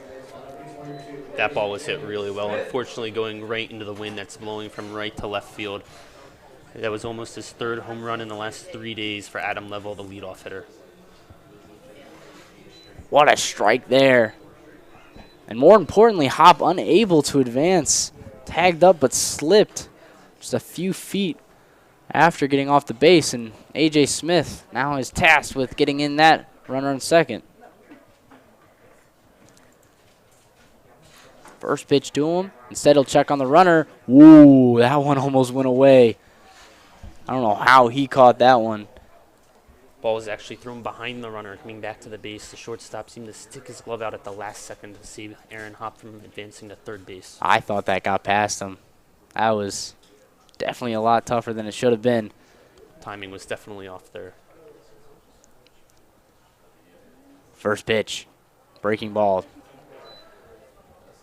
Taken by A.J. Smith, 1-0. That was another slider there. It seems like the WashU pitchers do not want to challenge the Gorlocks with fastballs early in the count.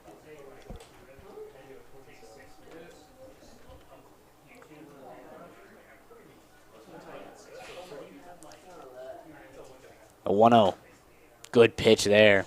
Follows up with another breaking ball, and that'll be a 1-1 count. Back-to-back breaking balls start off to A.J. Smith.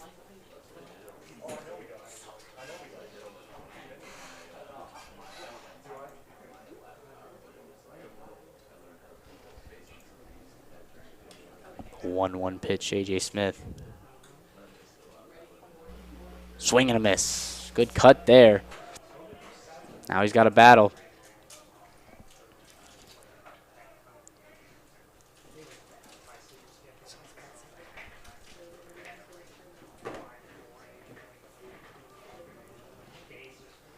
One and two, 2 outs. Webster up by 1, trying to knock in another run, extend their lead. The 1-2 outside, make it 2-2.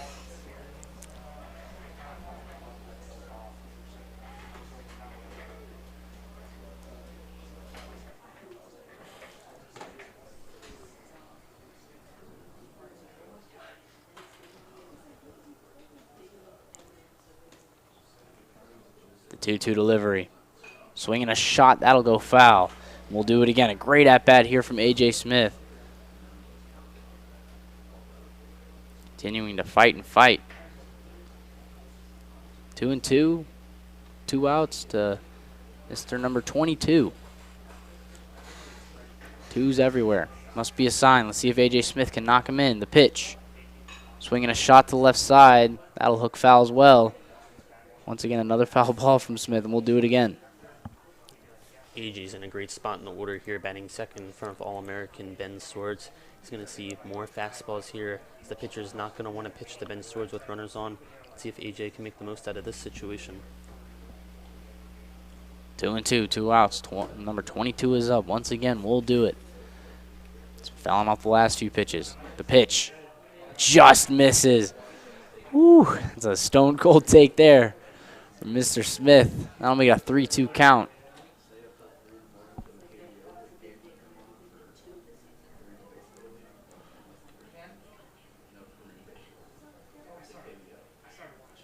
Will Henkel, number 16, the freshman. His first inning of duty. Instead, he'll check on the runner. Trying to get out of this small little jam with 2 outs. Trying to keep the Webster lead just 1. The Washington University bullpen does have action going on, and it appears to be a sidearm righty is warming up. 3-2. Swing and a miss. Good breaking ball there. Out in front was A.J. Smith. And that'll retire the side here for Webster. Still clinging on to a one-run lead here going to the top of the 6th. We'll be right back.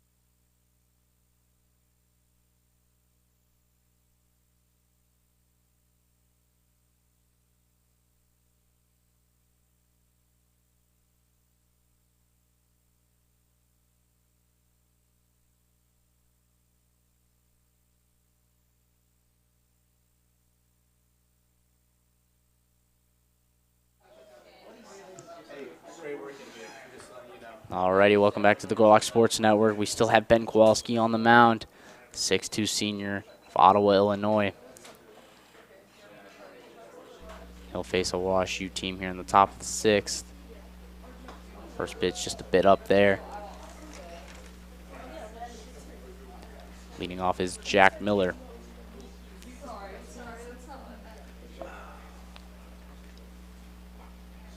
Starting off 2-0, though, is Kowalski against the left fielder.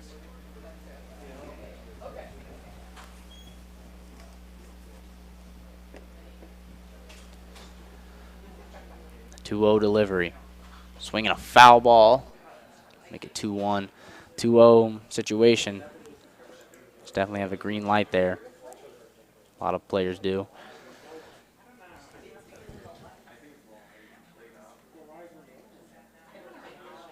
Just so you know. I don't know what he said.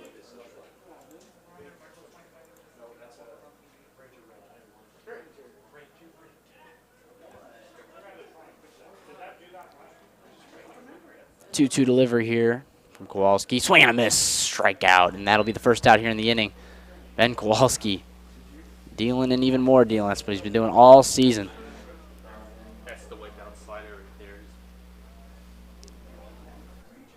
That's the wipeout slider right there. He's going to throw righty on righty.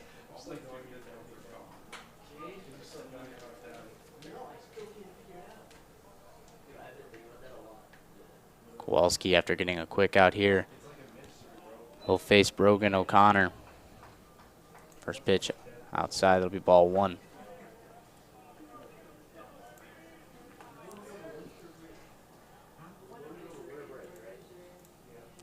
The 1-0. Unlucky foul ball there, trying to check his swing. That'll be a first strike here for Ben Kowalski.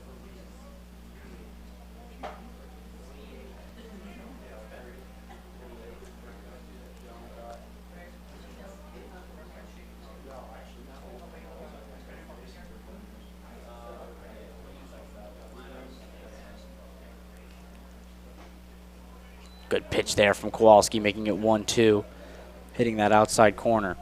That looked like another questionable call right there from the umpire. That pitch appeared to be clearly outside. Kowalski able to get that call, though. The 1-2, swing and a miss, and once again Kowalski setting him down. Another K here for 38. And that's the high fastball there. Kowalski's so effective because he has 3 pitches in his arsenal and he trusts them all. 7-hitter center fielder Brandon Boudet will step up to the plate with 2 down. One of the speedsters here on this WashU team trying to get something going. Back-to-back Ks from Kowalski. First pitch from Ben. Right there, he's aiming and he's gaming right now. Hitting every location that he wants. Another great pitch. Brushes the outside corner right there with the fastball. The 0-1, low and in, 1-1.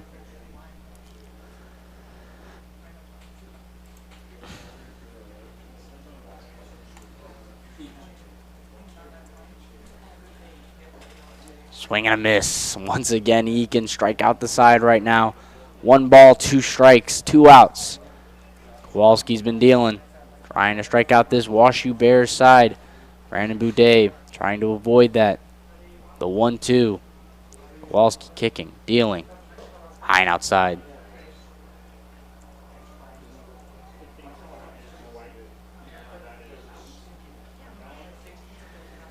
Pushes the count to 2-2. 2 outs. Then comes set. Kicks. Deals. That's low. So Boudet able to push it from 1-2 to 3-2, and it's a whole different situation now.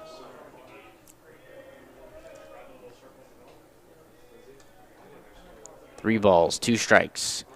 2 down here in the top of the 6th. Swinging a pop-up, that'll go over my head. And we'll do the 3-2 count once more.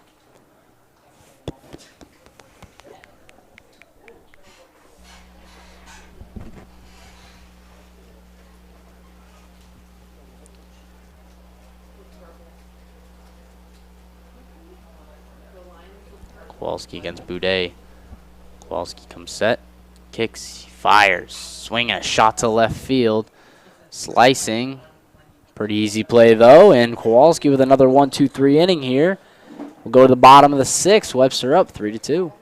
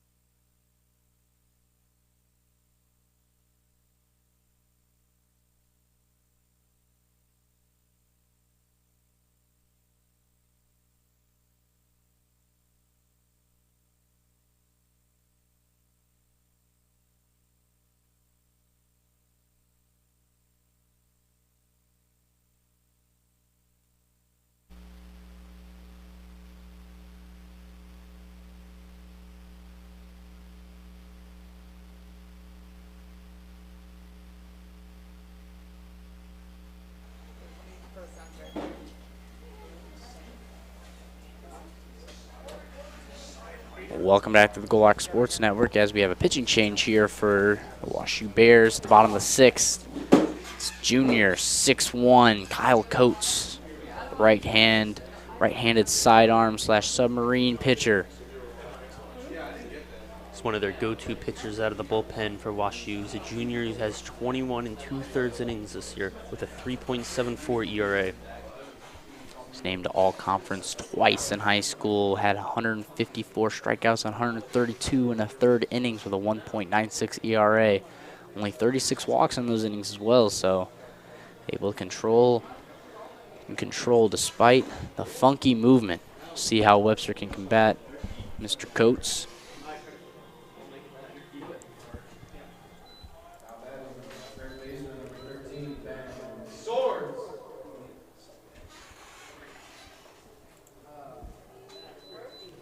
So far this season has a 3.74 ERA coming off of a big 2020-2021 season where he had 2.42 ERA. It will be really important here for batters to stay on top of the fastball as the fastball will rise from low to high. The meat of the lineup coming up here for Webster. Ben Swords takes a strike against Kyle Coates. On deck, Evan Evola. Freshman, the red-hot freshman. But up now, number 13, Ben Swords.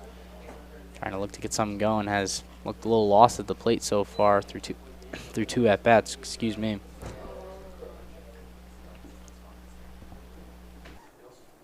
The wind's starting to pick up once again. Kind of died the last couple innings.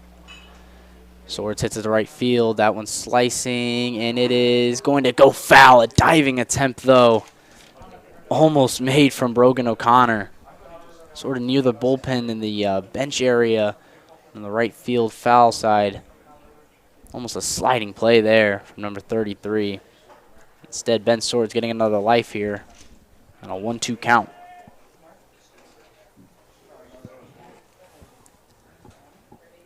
One ball, 2 strikes. Ben Swords 0 for 2 so far this game with 2 strikeouts. Trying to avoid the third. 1-2 delivery. Swinging a foul ball. We'll do it again. Looked like his slider right there that had a little bit of movement from in to out on Ben Swords.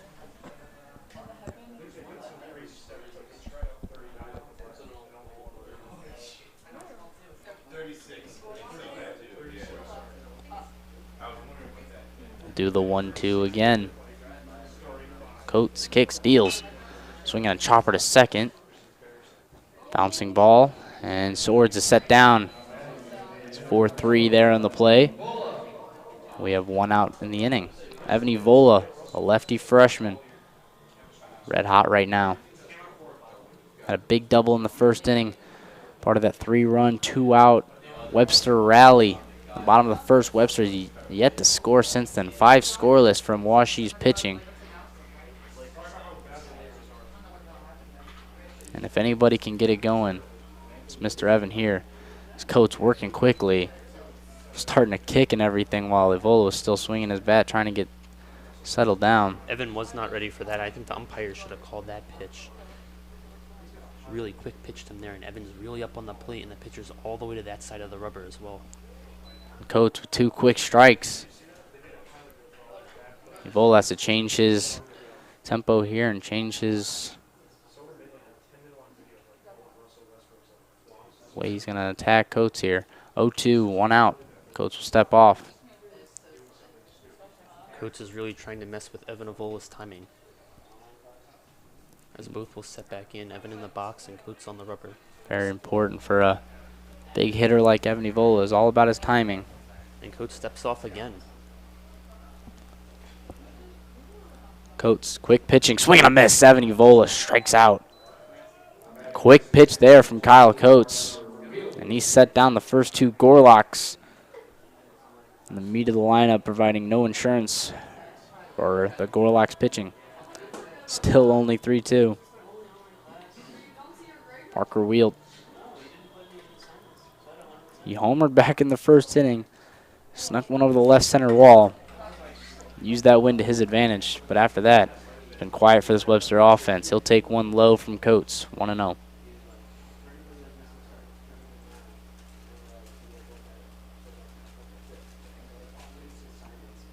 Coates not going with the quick pitch here. And a shot up the middle. That's an easy single there for Parker Wielt. And with 2 outs, Parker Wielt able to make some noise with the single up the middle. See if they can get some going here. Slider didn't have a lot of movement there, kind of floated back over the plate. Parker stays inside of the baseball, did a hard ground ball up the middle. Malik Wurges with a fantastic song choice for his opening, for his walk-up song. See if that can push him through to get some runs here for Webster. Coates can't quick pitch now with a runner on first. He's going to have to take his time. First pitch swinging is Malik. That'll be an easy ground ball to second, and Webster has gone down scoreless once again. We've gone through 6 innings here, and Webster just a 3-2 lead.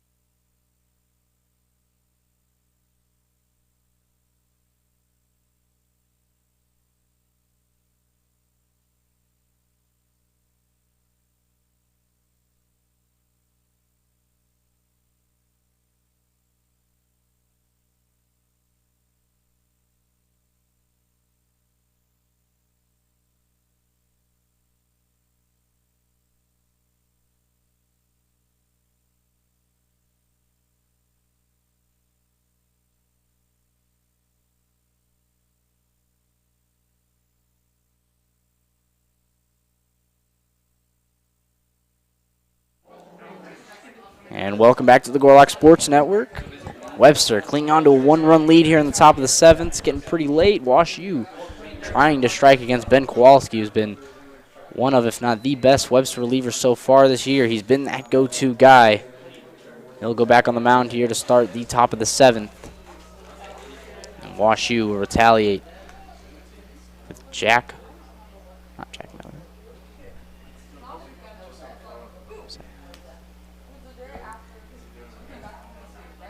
With Zach Malice. Malice will take a ball inside. Looked pretty good there from Kowalski. It'll be the 8-9 one-hitters coming up here. The next pitch from Kowalski. Swung on and shot to center field. That'll be a pretty easy play.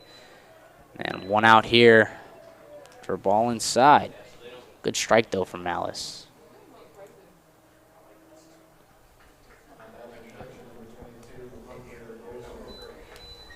Hunter Goldberg, 0 for 2, has a strikeout on the day.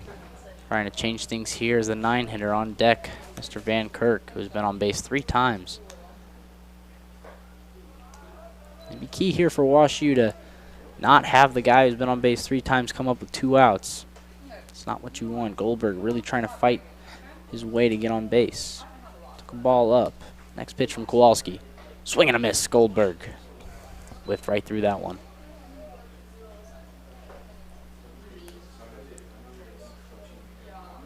Ben Kowalski showing up and showing off here at GCS here tonight. The 1-1. That'll be taken low. Make it 2-1.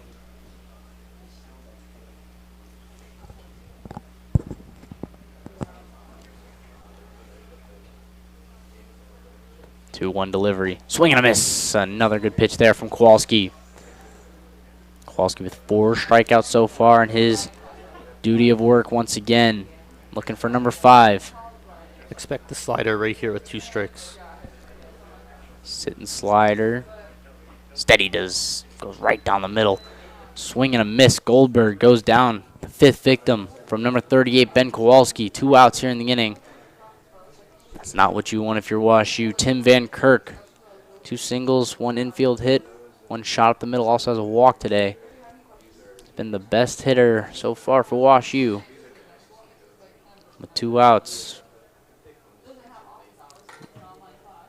He'll float one over short, and that's a nice play there from Swords. A little bit difficult there as that thing was just kind of floating. Who's got it? Who's got it? Swords. A nice over-the-head catch there. After that, Webster will go and hit up 3-2.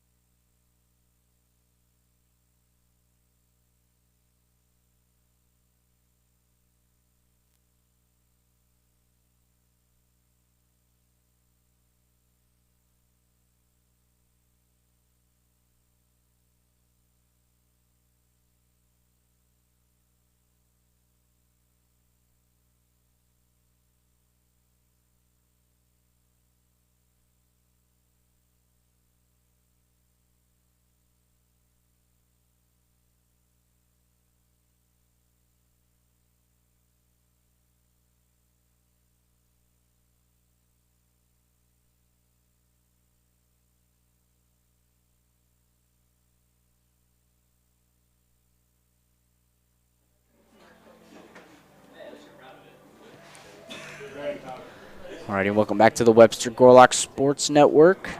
I'm Cam Brockschmidt, joined today by Jared Wasserman. Pleasure of joining me here today and being my color commentator. Halleck Elgas and Jordan Smeevil are playing catch down in the bullpen. They both have starts lined up for later this weekend, but each could go an inning with a few days of rest in between if Kowalski gets into any trouble.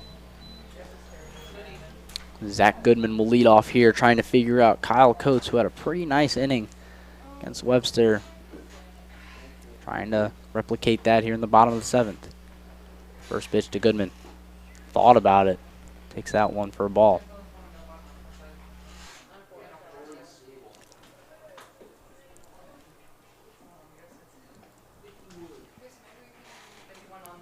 Coates pitches, and that's going to be knocked foul, 1-1. Smeevil's in the bullpen.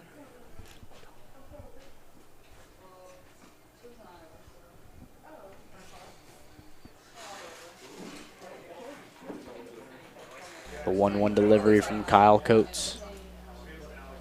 Swinging a shot left side, that'll go foul.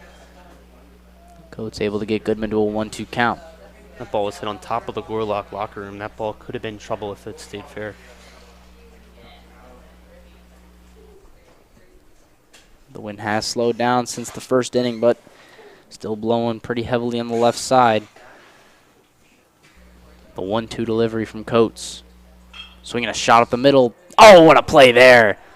Acrobatic play there from Harry Moderer. On a line shot from Goodman. That'll be the first out of the inning. It was a good web gem catch from the shortstop. He timed his jump very well. Could have been a double in the gap for Zach Goodman.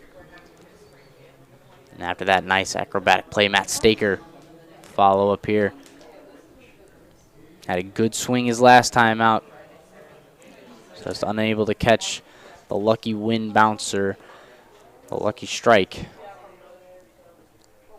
Trying to replicate that though.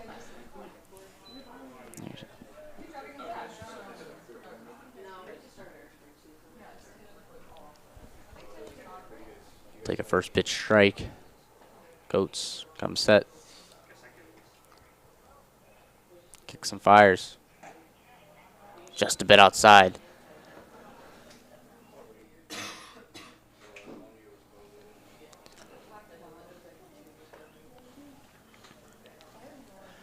Catcher calling time here, possibly looking for another glove.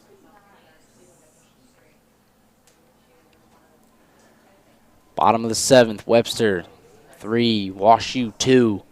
WashU out hitting the Gorlocks 5-4. Both teams have one error.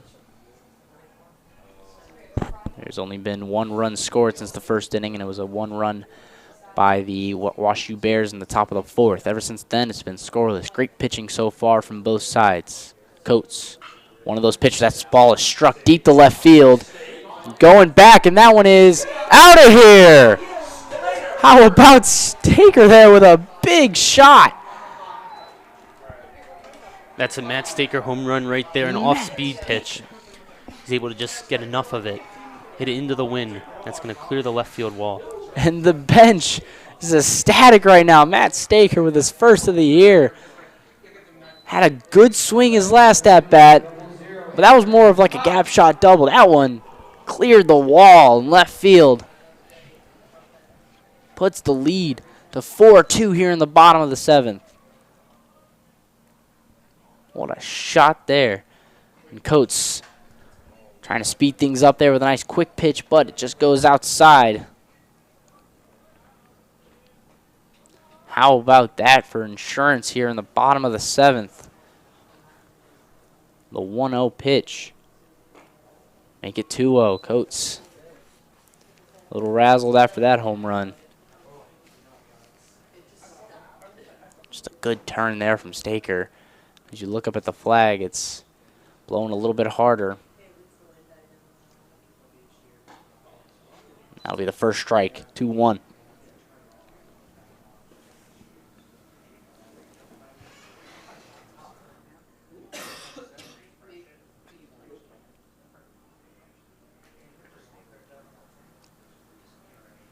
Two-one pitch. 2-2. Aaron had a single his last time up. This time just working the count as full as he can. Right now it's a 2-2. He's taken all 4 pitches so far. Swinging on that one, that's a ground ball to second. Easy play there, and that'll be the second out here of the inning. We'll go back to the top of the lineup with 2 down here in the bottom of the 7th. And that was the quick pitch that he used again. It appears that his set is very wide, so he's just able to pull his leg up right from there. And it's very hard for the batters to get their timing against that. With that, we will see pitching change, I believe. And that'll do it. Kyle Coates out of the game. Inning and 2/3. Gave up a home run to Matt Staker. And now we'll see a lefty-lefty matchup here with Adam Level up. Lefty.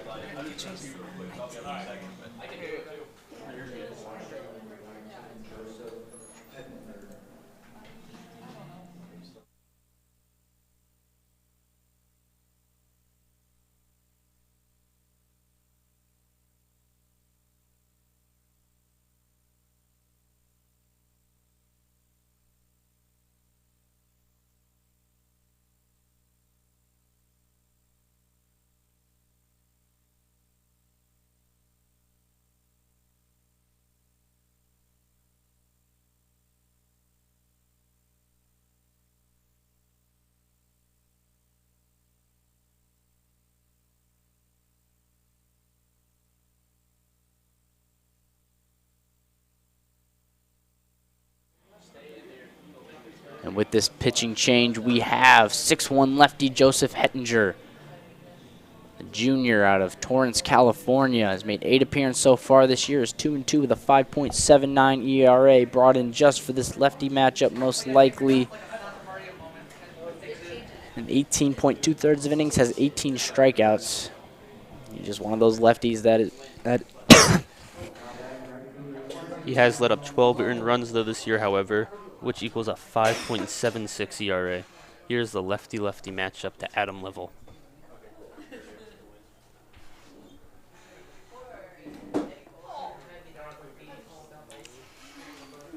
Hettinger. First pitch to him. Good breaking ball there. Just missed inside. That Level turning a little bit.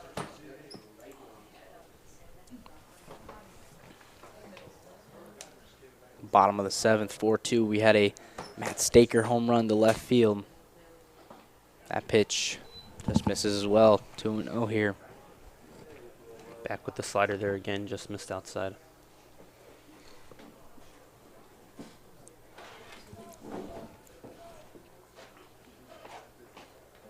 Two-0. Kicks and deals. Taking that one all day. Fastball, that'll reach the zone. 2-1.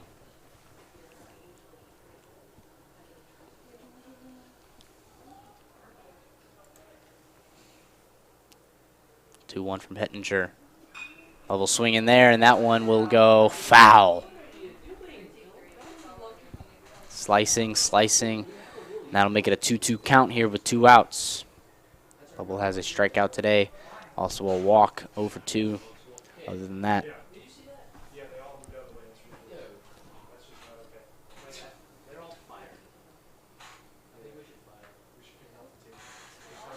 two balls, 2 strikes, 2 outs. Bottom of the 7th. Webster up 4-2. Hettinger trying to set down the Webster side here. Good pitch on the outside, just miss. Knock it to a full count here. 3 balls, 2 strikes. Good at bat here from number 2.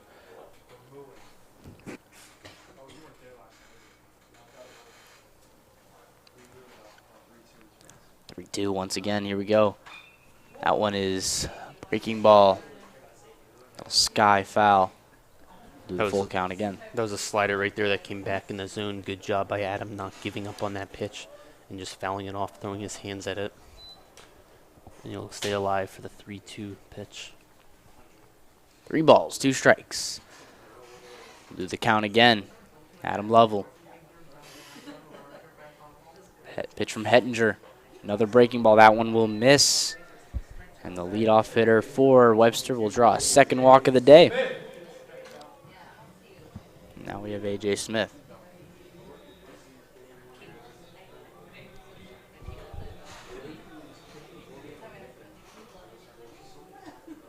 Another lefty here in this Webster lineup, and Hettinger's job is to face, well, lefties. First pitch to A.J. Smith, and right off the bat, there goes Lovell, and he will get there easily. Beautiful slide there, and first pitch going. He's at second base. It's a good pitch to slide on to steal on another slider. When you throw that many sliders, the runners can start to pick up what pitch you're going to throw. Smith, 16 RBIs on the season. Struggled so far today with 2 strikeouts and 3 at-bats. Can make up for it here. Another big insurance run at second base. 1-0. Another slider. That one hits the zone.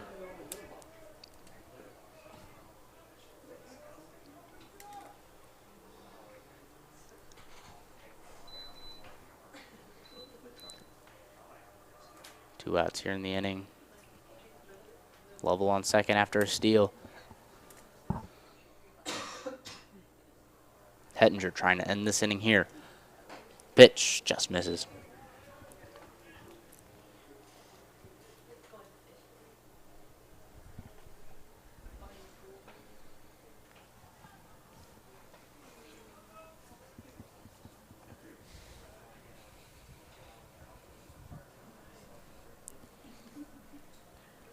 Hettinger looking at Lovell, looking at him again, kicks and deals. That one gets away from Goldberg there, and Lovell now is just 90 feet away. So a lot closer here for A.J. Smith. It has the opportunity here to strike in another insurance run, make it 5-2. That's a pitch right there that should not have gotten away from the catcher. It was far enough outside where he should not have attempted to frame the pitch, and he should have flipped the glove over to make sure that the ball doesn't get away. He tried to frame it, and he wasn't able to catch it, and Adam Lovell is able to advance to third.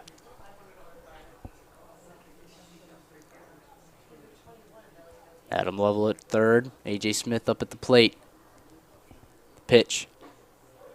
Strike 3. Got him looking. A.J. Smith goes down. The runner at third. But despite that, Webster able to knock one more run. The solo shot to left field. Webster up 4-2 going in the top of the 8th. We'll be right back.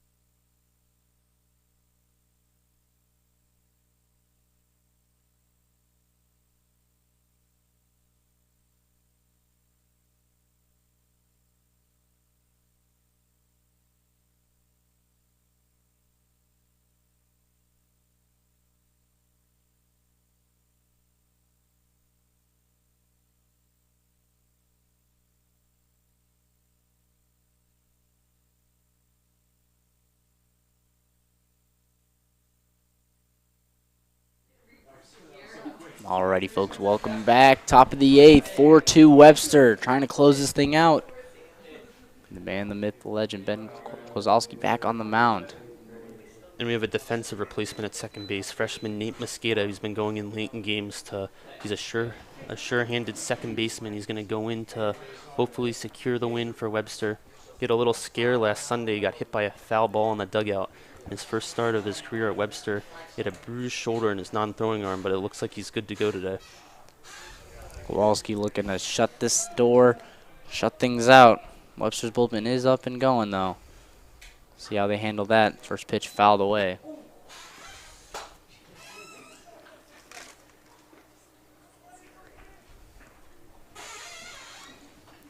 Be the 2, 3, 4 hitters. Round things up here in the top of the 8th. Clayton Miller, DH.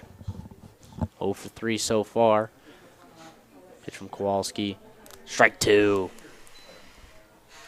One thing about 38 so far this game, he has worked quickly through these WashU hitters. 4 2/3 scoreless for him so far. 3 2/3 scoreless, my mistake there. Trying to make it 4 innings flat. Pitch misses, we 1-2.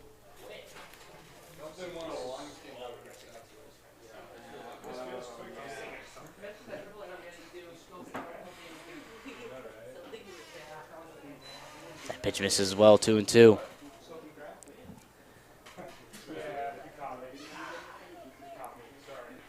Twelve batters faced for Kowalski. 5 flyouts, 1 ground out, 5 strikeouts, only 1 hit in 3 2/3. Grounder to short. Tough backhanded play here. The throw. Got him. Beautiful play there. It's a lot tougher than it looks. Matt Staker just hit a bomb, a Staker bomb, if you will. Right there, nice backhanded play. Really good play there by Matt Staker. Really quick transfers. The runner was getting down the line really quick with the ball deep in the hole. He's able to throw a strike to first to get him out. 4 innings, 1 hit, 5 strikeouts so far for Kowalski. 13 batters faced total. 12 batters faced for total. 13. 13 is the hit. That first pitch is a strike. There he is going back to the slider again for strike 1. It seems like any of the 3 pitches, it doesn't matter which one he throws, that he will make an effective pitch to get the batter out. That pitch misses high, 1-1.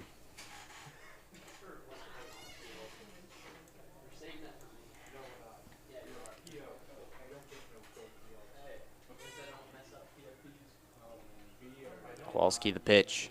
Swing and a miss. Another good pitch there. Looking for a 6th strikeout against Andrew Huang. The big first baseman for WashU.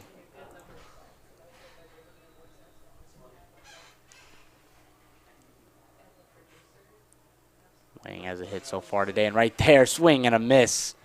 6 strikeouts here for Kowalski through 4 1/3. Just dominating the WashU Bears right now. And that's just back-to-back fastballs, and the batter's going to swing through both of them. And he had the luxury of seeing one right before strike 3 there. He still can't catch up to it. That says how much life Kowalski has on that fastball. Shortstop Harry Moderer up now for WashU. 2 outs quickly here in the top of the 8th. Kowalski. First pitch just a little low. Wheeling, dealing, steaming right now, number 38. He is rolling right now. Another one of these college pitchers who go to the stretch only. And that'll be the 2nd hit against Kowalski so far. Harry Motter able to slice that one oppo. 2-out base hit here in the top of the 8th.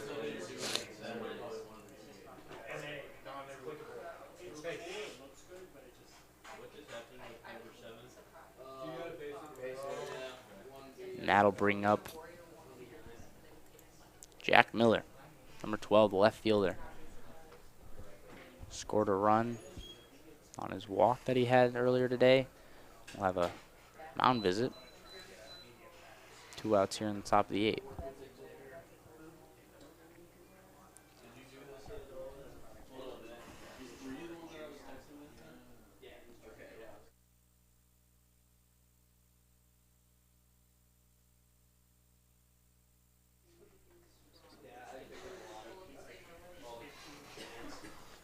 And Alec Elgas is now getting hot in the bullpen. You could see him come in for the save even though he's a starter. Mound visit here, top of the 8th, 2 outs. Webster clinging on to a 2-run lead. Getting out hit 6-5. Error apiece. It's been led by a 2-run shot and a solo shot for Webster so far today. The 2-run shot in the first inning, right after the Evan Evola double. 2-run shot by Parker Wielt. And then last inning, Matt Staker able to get a solo shot. So the home runs coming in clutch here for Webster so far, scoring most of the runs for the Gorlocks. Kowalski trying to finish off his dominance. So he gets a first pitch foul ball. Always working ahead, 38 is so far in this game. 6 strikeouts, just wheeling and dealing.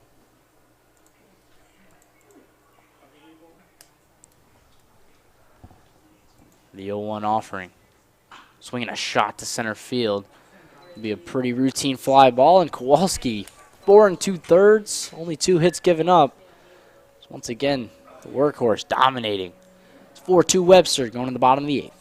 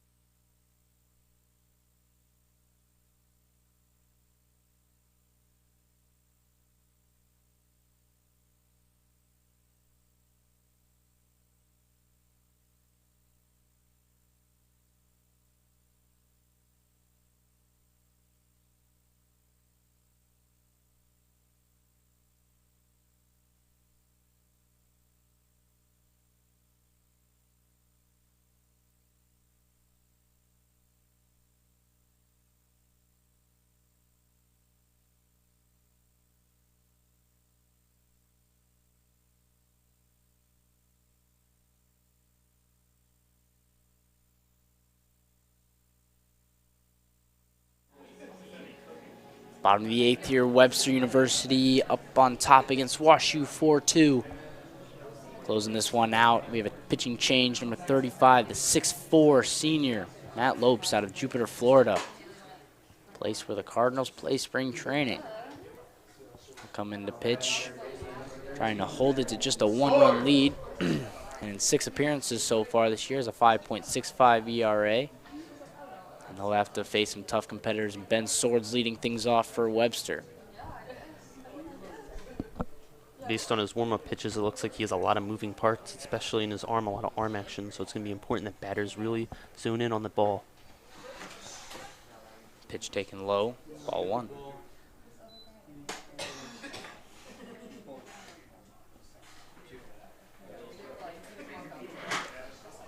The 1-0 pitch from Ben. That one's taken for a strike. Change the slider across the plate there. Different speeds here from number 35. Try to throw off one of Webster's best hitters, Ben Swords. Swinging a shot to the foul side, and that'll be an easy play. That's one of those tough outs where you just kind of shake your head. It's borderline almost as frustrating as a strikeout, one of those foul outs, and that'll be the first out here in the inning as Evan Evola, what a monster double in the first inning, will step up to the plate now.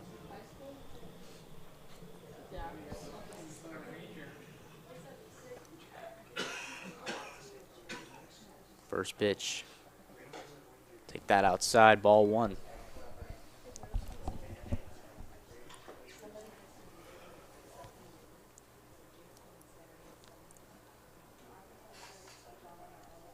The 1-0 to Evan Evola.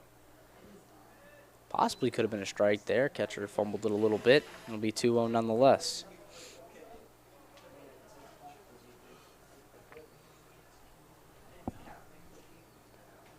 2-0 delivery. Swinging a shot down the line. Just foul. Almost able to sneak that in for a possible second double of the game. Uvola, green light, eyes lit up on that 2-0. 2 balls and 1 strike.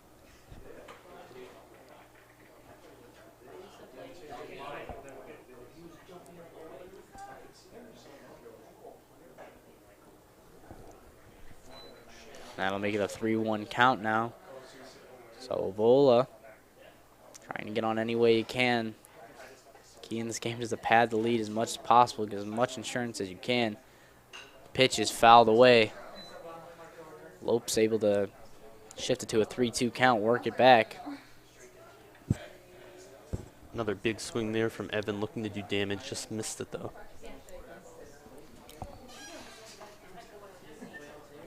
3-2 pitch. Swinging a chopper to second. Bouncing ball, pretty easy play. Underhanded to first. That'll be the second out here in the bottom of the 8th. Now we have Parker Wielt trying to get something going here with 2 outs for Webster.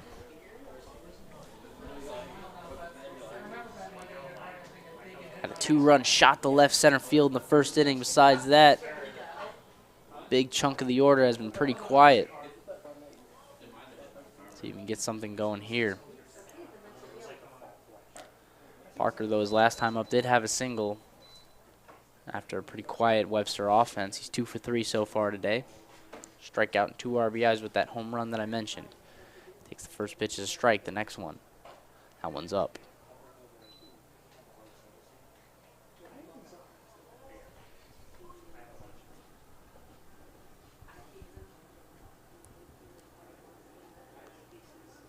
One ball, 1 strike, 2 outs here in the bottom of the 8th. The next to Parker Wielt. Swinging fouled away.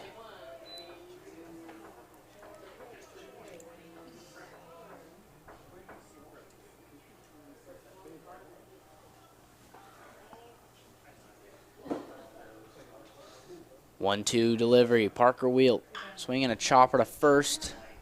Bouncing ball again, easy. Flips it to Lopes, and that'll do it for the bottom of the 8th. We'll go to the 9th. See if Webster can end it here. They're up 4-2. We'll be right back.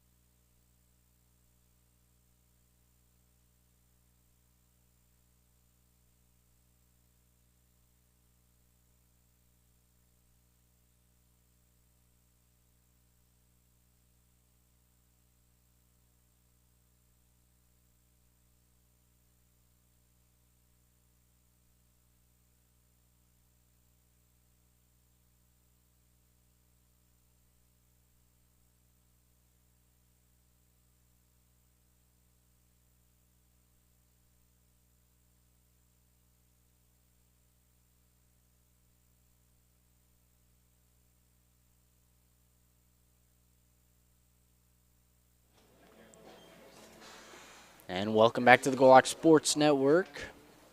It's been Cam Brockschmidt, Jared Wasserman, bringing you tonight's game. Webster trying to finish this one off. Top of the 9th. Gorlak's up 4-2. So we see Ben Kowalski back out there for another inning, trying to finish this one off. Trying to notch the Gorlak's 5th win in a row. Trying to prove their record of 15-5. This has been Kowalski's role all season, come in a high leverage situation and just finish it out for a long save. He's done that time and time again. First pitch, swing and a miss.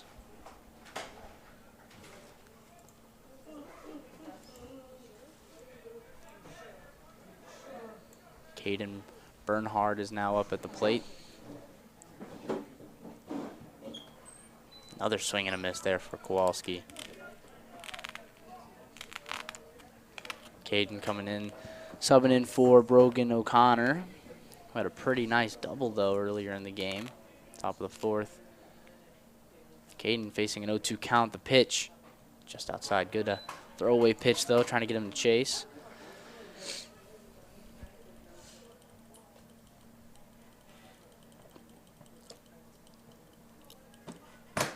The 1-2. Swing and a miss. Got him. 7th K for Ben Kowalski. He has come in relief and just dealt and dealt and dealt once again. Doing what he's been doing all season for Webster. That'll bring in Mr. Brandon Boudet. Speedster. Trying to get something going here with 1 out and here in the inning.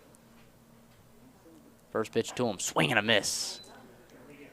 Heard me say that a lot so far for Ben Kowalski throughout this entire game. Swing and a miss, swing and a miss, swing and a miss. Once again, starting off strong.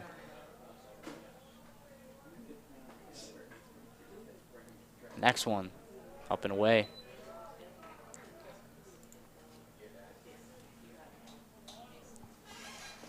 Top of the 9th, Kowalski trying to finish off the gem that he came in relief for. Good pitch there. Notch in the corner, making it 1-2.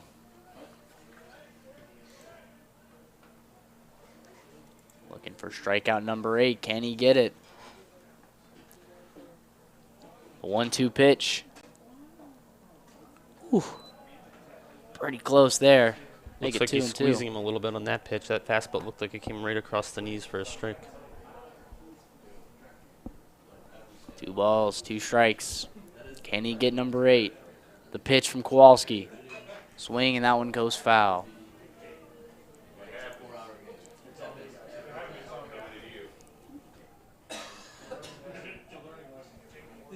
He's been dominant all game. Talked about it all game. Can he continue it here? 2 balls, 2 strikes. Here we go. Swinging a chopper up the middle, and oh, just passed. It's a diving A.J. Smith there. Boudet able to notch in WashU's 7th hit of the game. With just 1 away, it'll be interesting to see. Webster continues to go with Ben. Got arms going throughout this entire game. Kowalski's been that main guy that's come in relief and just dominated throughout.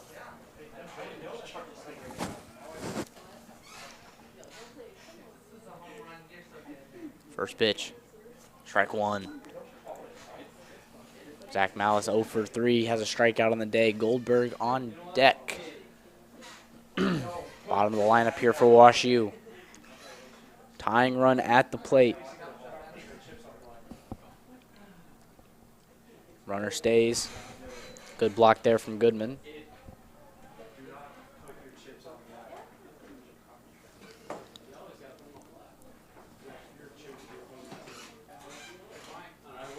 Could see the runner go on this pitch to break up the double play. They do have speed at first with Boudet. He's staying. Swing and a miss, though, from Malice. And if you're looking for a hit and run, this may be the time for WashU, but do you do it at the top of the 9th? Strike him out, throw him out, would end the game. Interesting to see. We'll see on this next pitch. Boudet stays. Swing and a miss. He got him once again. That's 8 on the day for Ben Kowalski. WashU does have the tying run at the plate, but right now, Kowalski wheeling and dealing, and he has his 8th strikeout. We will have a pinch hitter for Hunter Goldberg.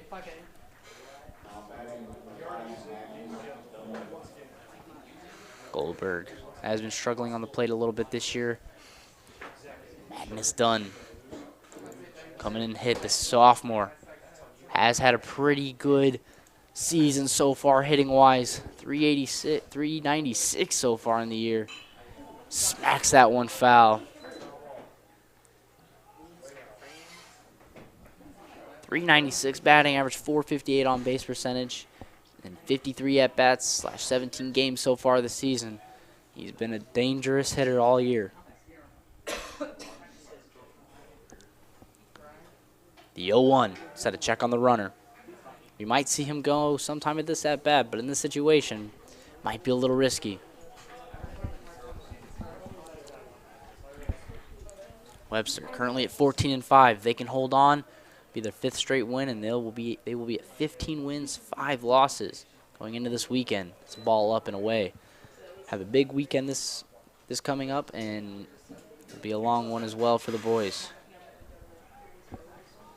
They'll have a few days rest though. The 1-1 pitch from Kowalski. Runner stays. Shot up the middle. Oh, off the knee of Smith. Boudet racing to third.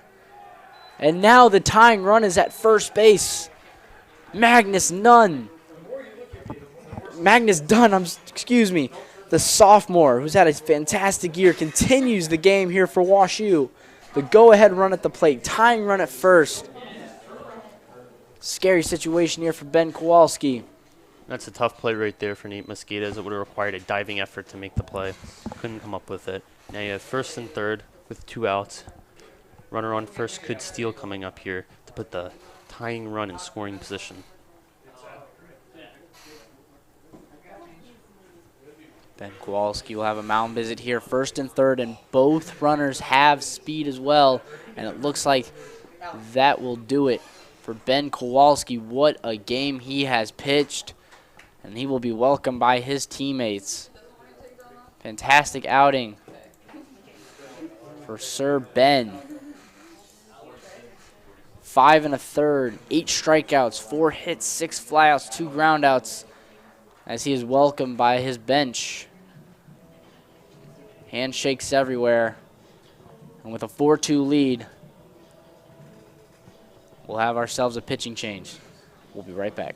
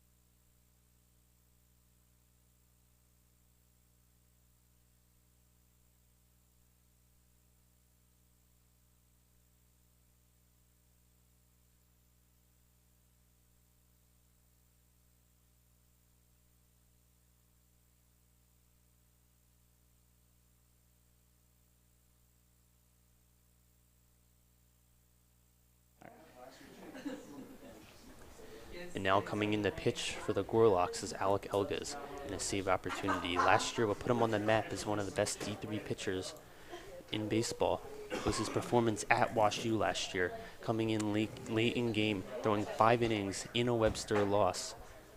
But it was a dominant performance for Alec.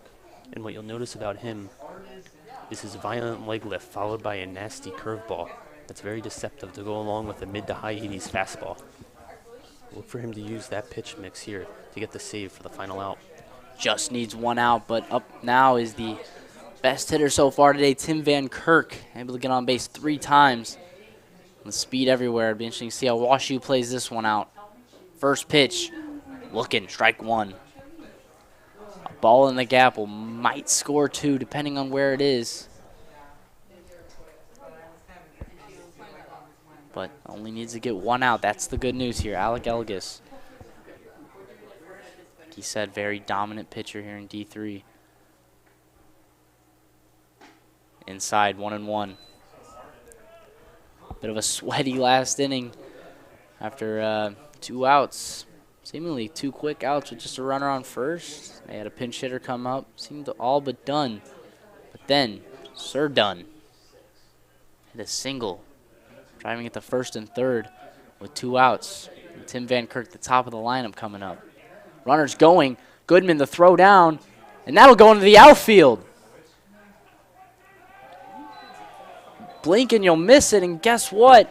WashU is within 1, and that tying run is now at third.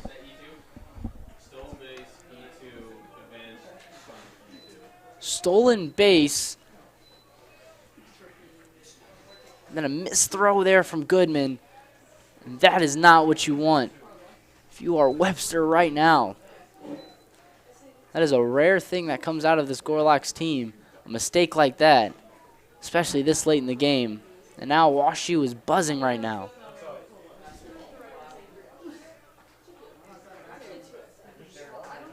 Pitch, swinging a chopper to second.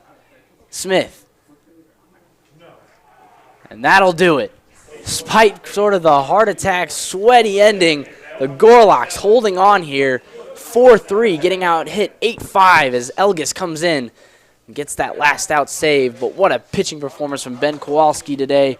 Webster improving to 15-5. That's their 5th straight win. And I'm Cam Broxby, joined today by Jared Wasserman. And Jared, do you have anything else you would like to say here? Great pitching performance by Ben Kowalski. Great job by Alec Elgis coming in for the save. Really dominant pitching performance by the two of them, along with Devin Schulstead early in the game. That chain put together a 4-3 Gorloks win. A lot of tough wind, a lot of tough bounces today, but Webster able to hold on 4-3. This has been Cam Broxman and Jordan Wasserman. Thank you for joining us today.